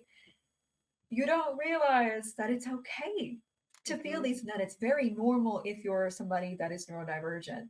And I have been learning how to embrace these things that I really love. And I'm like, oh, I got diagnosed with autism, so now I could definitely talk about Star Wars on my Twitter all the time if I want to. And if it's like a whole day of only Star Wars news, that's fine. It's okay to love the things that we love very deeply. Yeah. I also think that, like, I'm glad we're having this discussion because something that I have experienced, and I've never really, like, I don't talk about it very often because I feel like people are confused and they don't understand. Like, there are movies, like, something that I've always just latched onto really intensely are ships. Like, I'm a major shipper. I've been a shipper since I've been in fandom. And I don't know why, because I do think that it's interesting now as like an adult person who's in a relationship that is like healthy and long lasting. The ships that I gravitate towards are usually the toxic ones because my relationship is so healthy. But I don't know, like, so like shipping and then role play has been something that's been so integral to my life as a fangirl. And the role play for me was like a way, it was like escapism for me growing up, and like a way that I could, play with these characters, pretend to be these characters that I've attached to so well, and like write a story. Like, it's just, it has served a different purpose for me than fan fiction ever could have, because it's like a collaborative thing that I would do with the role play partner. I still do it, and I'm not ashamed to admit that, because I write really interesting stories, and that's one of my major creative outlets when a piece of media really strikes me. But because of that, there are things like I can't watch The Last Jedi anymore. And the reason that I can't watch it is because I know that watching it is going to send me into like an anxious spiral for weeks. And it's not necessarily like a bad anxiety, but it's like watching these two characters interact with each other in a way, or like with the last episode of The Acolyte, like I was not expecting a lot of what happens in that episode. And I knew that like Billy had never seen me engage with a piece of media where I've latched on to characters this way and been so fixated on where their story's going to go. The reaction that I had to the way that episode 8 ends, we're talking screaming, jumping up and down, dangerously getting close to getting a noise complaint in my apartment, like literally spasming on my floor in excitement because I did not think that I was going to be rewarded for perceiving a relationship a certain way in the way that I was with this episode. And it's like, I know for a fact that while I trust Leslie Headland, I think she's phenomenal, and I am very excited to see where these characters go. I know it's not going to end well for them. It never does. But like I will watch whatever comes next in this relationship, and I will probably never watch it again because I just even if they have a happy ending, I'll probably never watch it again because I can't engage with that too much or it will like completely consume me in a really not so great way. And I think it's really important too that we normalize what you said. I'm like, thank you for being vulnerable and sharing that with us. That if somebody was on the outside and they didn't know and they saw you reacting in that way, and in reality, you're fine. That is just a normal neurodivergent reaction to that, but somebody on the outside may not know that. And so if they see us reacting in those kinds of ways, people will like tend to step back, or they might think something's wrong with you, quote unquote, which it's not. It's just that's the way that we do it. And so I've had to unlearn what I've been trained as being someone that's 28 and being like, I'm not allowed to have those kind of reactions because those are childish reactions. And part of me realizing that I was autistic and part of me getting diagnosed as being like, I have been shoving my feelings in a very tiny little box for so long, and I'm allowed to have these intense feelings and these emotional reactions and these bodily reactions that my body has been craving and dying to be doing. And it's okay. And it's fine. And it doesn't mean that we're childish. It just means that that's the way that our brains express excitement and connect with the things that we love. And that's okay. Yeah, no, absolutely. I totally agree there. I remember watching when The Last of Us was coming out. I had my friends come over every episode, and they had never played the game, so they didn't know anything. But I and my brother would come too, and it was cool because he was the only other person that had played the games before, and so there was like nice little kinship too. And my brother's also neurodivergent, and but like watching it there, I remember one of the episodes. I every single episode actually, I would watch it. All my friends were on the couch. I was on the floor because I knew that I was going to be like, hitting the table or like stimming out of excitement because there's an Easter egg. Oh my God, that's a line from the game or whatever it is. And I would always apologize to my friends afterwards. Like, I would be like, "Oh, thank you guys so much for coming. Sorry if that was like too obnoxious or too much." And I'm lucky that I have friends that are like, "No, we love that you love stuff like this so much." And I have been able to open up to them more about this like unmasking journey that I have. And not everyone has that. So I just want to acknowledge that I'm like very happy to have that outlet, not just in my like online community, because I've met so many amazing people that I can share in that same joy with, but also in my friendships that I have at home that they're not all neurodivergent like me, but they can still like, I don't know, it's just so nice to be like, hey, a this is who I am, this is what I am, and I, have as the more I unmask, the more I'm going to maybe appear different or be, you know, more childish, whatever have you. And it's just nice to have friends that are like, no, like you're not too much. Like it was so fun to see you react to things and whatever. And I'm just like, this is so amazing. And yeah, so being able to let yourself feel those feelings is so nice. And I'm so glad we're having this conversation because I feel like there are so many neurodivergent people that exist in our fandom communities, and I've had a lot of private conversations with people about these similar things, but being able to put it out there in the world for other people to listen to, I hope that it helps, at least one person be like, wow, I feel all of these things too, and that's normal and that's okay. Mm-hmm. Yeah, and that's really what we set out to do with the show in general, but like with this episode, and so happy to be having this conversation right now.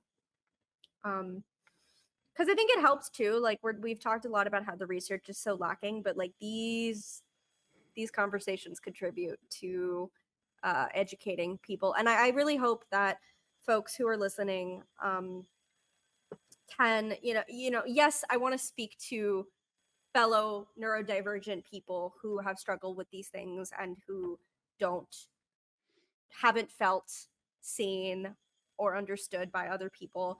But more than that, I think that I my hope is that neurotypical people who are listening to this have learned a lot about autism, ADHD, the ways that neurodivergence affects our lives, because I think that one of the biggest issues, really, at least that I've come across in my few months having had the diagnosis and whatnot, is just how much misinformation is out there. Mm-hmm. And, I feel like the average person that you will encounter in your life has a very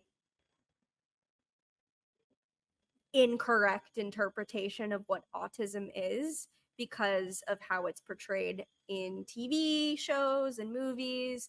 But also just because until like 5 years ago, there was like one very cookie cutter image of autism. And, we hear all the time, oh, autism is a superpower. Like, oh, like my, my son is a warrior, whatever. Um,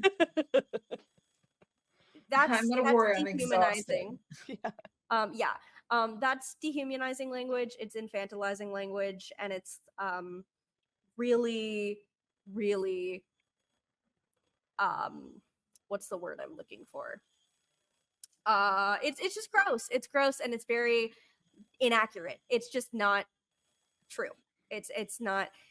It is true, I guess, that people who are neurodivergent are oftentimes able to pick up skills that perhaps are more difficult for neurotypical people. It is true that a lot of people who are academics are autistic, and we do have a penchant for absorbing knowledge in a easier way, I guess, than neurotypical people. Um, but we also have to struggle through, like Brooke said, studying and sitting through lectures. And like, it's not like oh my God, you have a photographic memory? Like, well, that's so cool. Like, yeah, maybe I do have a really great memory. And there are autistic people who can look at a landscape and then draw it from memory and whatever. Like, yes, there are special skills that neurodivergent people have, but it comes with a lot more than that. And so my hope is that folks that are listening have learned something tonight or today or whenever you're listening to this, and understand that autism is very complex. Neurodivergence is very complex, and there's no one way that it looks, and it's not quirky. It's not quirky. No. And just to bounce off of that a little bit, kind of going back to when we were talking about people being like, oh, everybody's just self-diagnosing because they're seeing videos about it on TikTok. One of the things that helped me as a questioning person of being autistic, and something that I unpacked when I was with my therapist, and I thought of this myself, and that might help some other people to be like, am I autistic? Am I just neurotypical? And I'm relating to some of these things. Is for me, for example, I don't have ADHD, and I like I have certain overlaps with things because there's a lot of overlap with autism and ADHD. But for me, when I was watching these videos of ADHD, I never felt like that's me. Rarely would it be like, yeah, like I kind of relate to that, but no. Or like for me, I love trans people. I think we definitely need to protect trans people. Vote, please vote. But when I watch videos of trans people talking about their experiences, I can connect to being like, I feel like I understand being ostracized, but not in the way that you all feel. But Mhm. I don't connect with those videos like I did when I watched videos about autism, or when I read papers about autism, or when I read books about autism. And so it's not a situation where everybody's just like, oh, I watched a couple videos on TikTok, now I'm autistic. If that was the case, and you would think that you had a laundry list of things, that's not the way that it's working. Mhm. Yeah. It's that you have that questioning or thinking, why is something that's supposed to be so easy so hard for me? Like, you already have those thoughts going in your brain, for me it was like, why can't I just study for a test? Why am I so lazy? Why am I so forgetful? Why have I wasted so much money in my life because I've just had to pay late fees for things that I've forgotten about? Or I go to a doctor's appointment and I forget all the paperwork and then I feel awful and like it's the end of the world and I have a meltdown over it because I couldn't remember something so simple that was so important. So you already have these feelings, and then you are finding other people that have similar experiences to you that are validating, and you're like, wow. And you're getting the language that you can now use to do further research, because it was something that had never come across, not even really crossed my mind, that I could be someone with ADHD until I started watching other people talk about their experiences and be like, wow, I connect with this so deeply. But all I know about ADHD is that it's like little boys that couldn't sit still and that talk over other people, etc., etc. And I was always the child that was so shy. I was always told I was so shy and so quiet. And I scathed through school with good grades. And so it couldn't be me because I don't fit that narrow view of what it is. And then from there, I've been able to get my diagnosis because I did further research, and I talked to people and doctors, and luckily I finally found a doctor that was validating, and she was like, yeah, you tested really low in, because they do kind of like a general um questionnaire type thing, and until you go for like a formal diagnosis. And she was like, wow, you tested really low for everything except for ADHD. You tested like in the highest percentile. And it is so validating. And I it's there is you can I feel like there's a difference. Like, if you are googling, am I autistic, once a week, or looking up thing, like, there, the difference. And that's why I think self-diagnosis is so, like, valid, because neurotypical or holistic people are not googling, am I autistic, or autism symptoms in women, in whatever box you fit into, regularly. And there's also, I want to mention, like, I've seen a lot of other people talk about that there's no harm in self-diagnosing, because it's only setting yourself up to succeed. As long as you're not taking anything away from someone else, you're just giving yourself the space to allow yourself to have accommodations that might help you. And so, there is, I'm sure, a percent of people that self-diagnose that misdiagnose themselves or are not autistic. But if there are things that you can do that can help you succeed in life better, then I don't see any harm in that, Mhm. Right. regardless. And I want to validate too that a lot of people that are late diagnosed right now are individuals that they went through school, like all of their years of schooling or most of it, like you all have talked about and like I've talked about. And they were like, well, I got through school, so clearly I must not have this. Or sometimes professionals will be like, well, you got through all of this school, so Mhm. you must be fine, right? I've even had people tell me now that they're like, oh, well, that's so impressive that you were able to get through all these years because I didn't get diagnosed until I'm in my 5th year of my PhD. And everybody's like, that's so impressive that you did all of that. And I'm like, yes, but also that feels something about that just doesn't sit well with me because Yeah. I did have to suffer, and a Mhm. lot of people don't see that. People see the social media from me a lot, but what they don't know is that I record all of those in one go in a small amount of setting, and the rest of the time is I am severely overworking myself all the time. And then when you're also autistic on top of that, and you're also severely burnt out, then it's not a good time. Hashtag not a good time. And so while I might be super productive to the outside eye, and this doesn't even have to be just academia, it's in general, that does not mean that I'm having a hashtag good time by myself. Yeah. And you're absolutely right. I think that they're, at least, for me, having that, I had a similar experience to Brooke, as like I didn't have to try very hard to get my grades, but because of that, I wasn't trying very hard. And so to have the diagnosis later in life, when I'm in grad school, going, okay, where would I be right now if I had known that I was autistic as a child? What kind of education would I have gotten? What kind of accommodations? And when I brought that up to my parents, they were offended. They were like, you think we didn't do everything for you? And it's like, no, that's not what I'm saying. It's just, what I have no choice but to think back on my life and go, if I had had the right accommodations, would I be a doctor? Would I have been able to, would I've excelled where because there were a lot of areas of school where I could have been the top of my class. I just did not try hard enough Mhm. because I didn't care. And I didn't feel like my education was fit to my needs.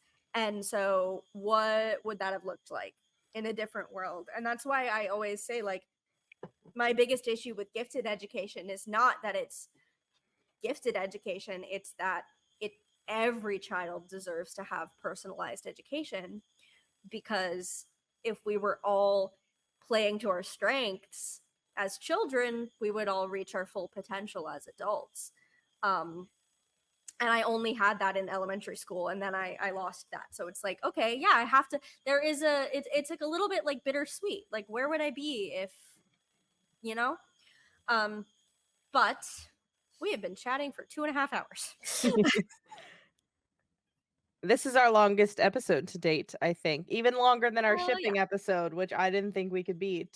I loved that episode, by the way. Oh, yay. I listen to this podcast while I'm in the lab and doing stuff, and I have enjoyed all of the episodes. Ah, you're amazing. That makes me so happy to know that there's at least one person listening to us. I No, am definitely someone listening. on Twitter today was like, I love this show and I'm always sad that I can't be on it. And I was like, well, you're a man, sorry. We love men. We love our men. And there is a time and place for you all on Yap Sesh. Just not all the time. But yeah, I really hope that anyone who's still here listening this long, it can learn something or take away something that we talked about. And it feels very like, is cathartic the right word? Yes. Yes. I don't know words. It feels very cathartic to like actually verbalize this and talk about all these things with other people, and then knowing that it's like gonna go out to like people that are gonna listen to it. I don't know. It feels very cool. And I feel very excited about it. So, Brooke, thank you so much Thank for you. being I'm so glad here. that we did this. Yeah, it's been a long time. I know. I feel like you were on our like you were like one of the first people who were like, we have to have her on our podcast. Mm-hmm. And I'm so glad that we finally, I know like this summer has been super busy for all of us, but I'm so glad that you could take the time out tonight to talk about things with us. So thanks so much. I have been looking forward to this like since then. Like I had to leave for Belize, I think the week after you all had invited me. And so I was in the position of I'm under so much stress right now. I want to, but I'm kind of dying. And I've been so excited since then to do this. And I'm always happy to come back. Oh yes, please come back. I do really want to talk about the Jedi games because I have an entire shelf dedicated to my boy Cal and BD. Oh yeah. But Brooke, if you could let the people know where we can find you, and if you have anything cool coming up or that you're working on, please plug all of it, and then everything will be in the description of this episode as well. You can find me at Ocean Philly on TikTok, Twitter, and Instagram. I don't necessarily have anything exciting coming up. Like I've been posting things from the field. So if you want to see what it looked like when I was in the field with photos and videos and such, I've been posting that. I don't really have anything fandom necessarily that's coming up right now. I'm kind of in survival mode where I'm in the last year of my PhD, but I'll have publications coming out soon, hopefully. So you can read those. I'll make videos too when they come out, and I'll explain them in English for everybody. Amazing. Cool. I think that I'd never know how to end an episode. So, I don't know how to do conclusions, so correct. Yes. Thank you so much for watching or listening. We will yap at you later.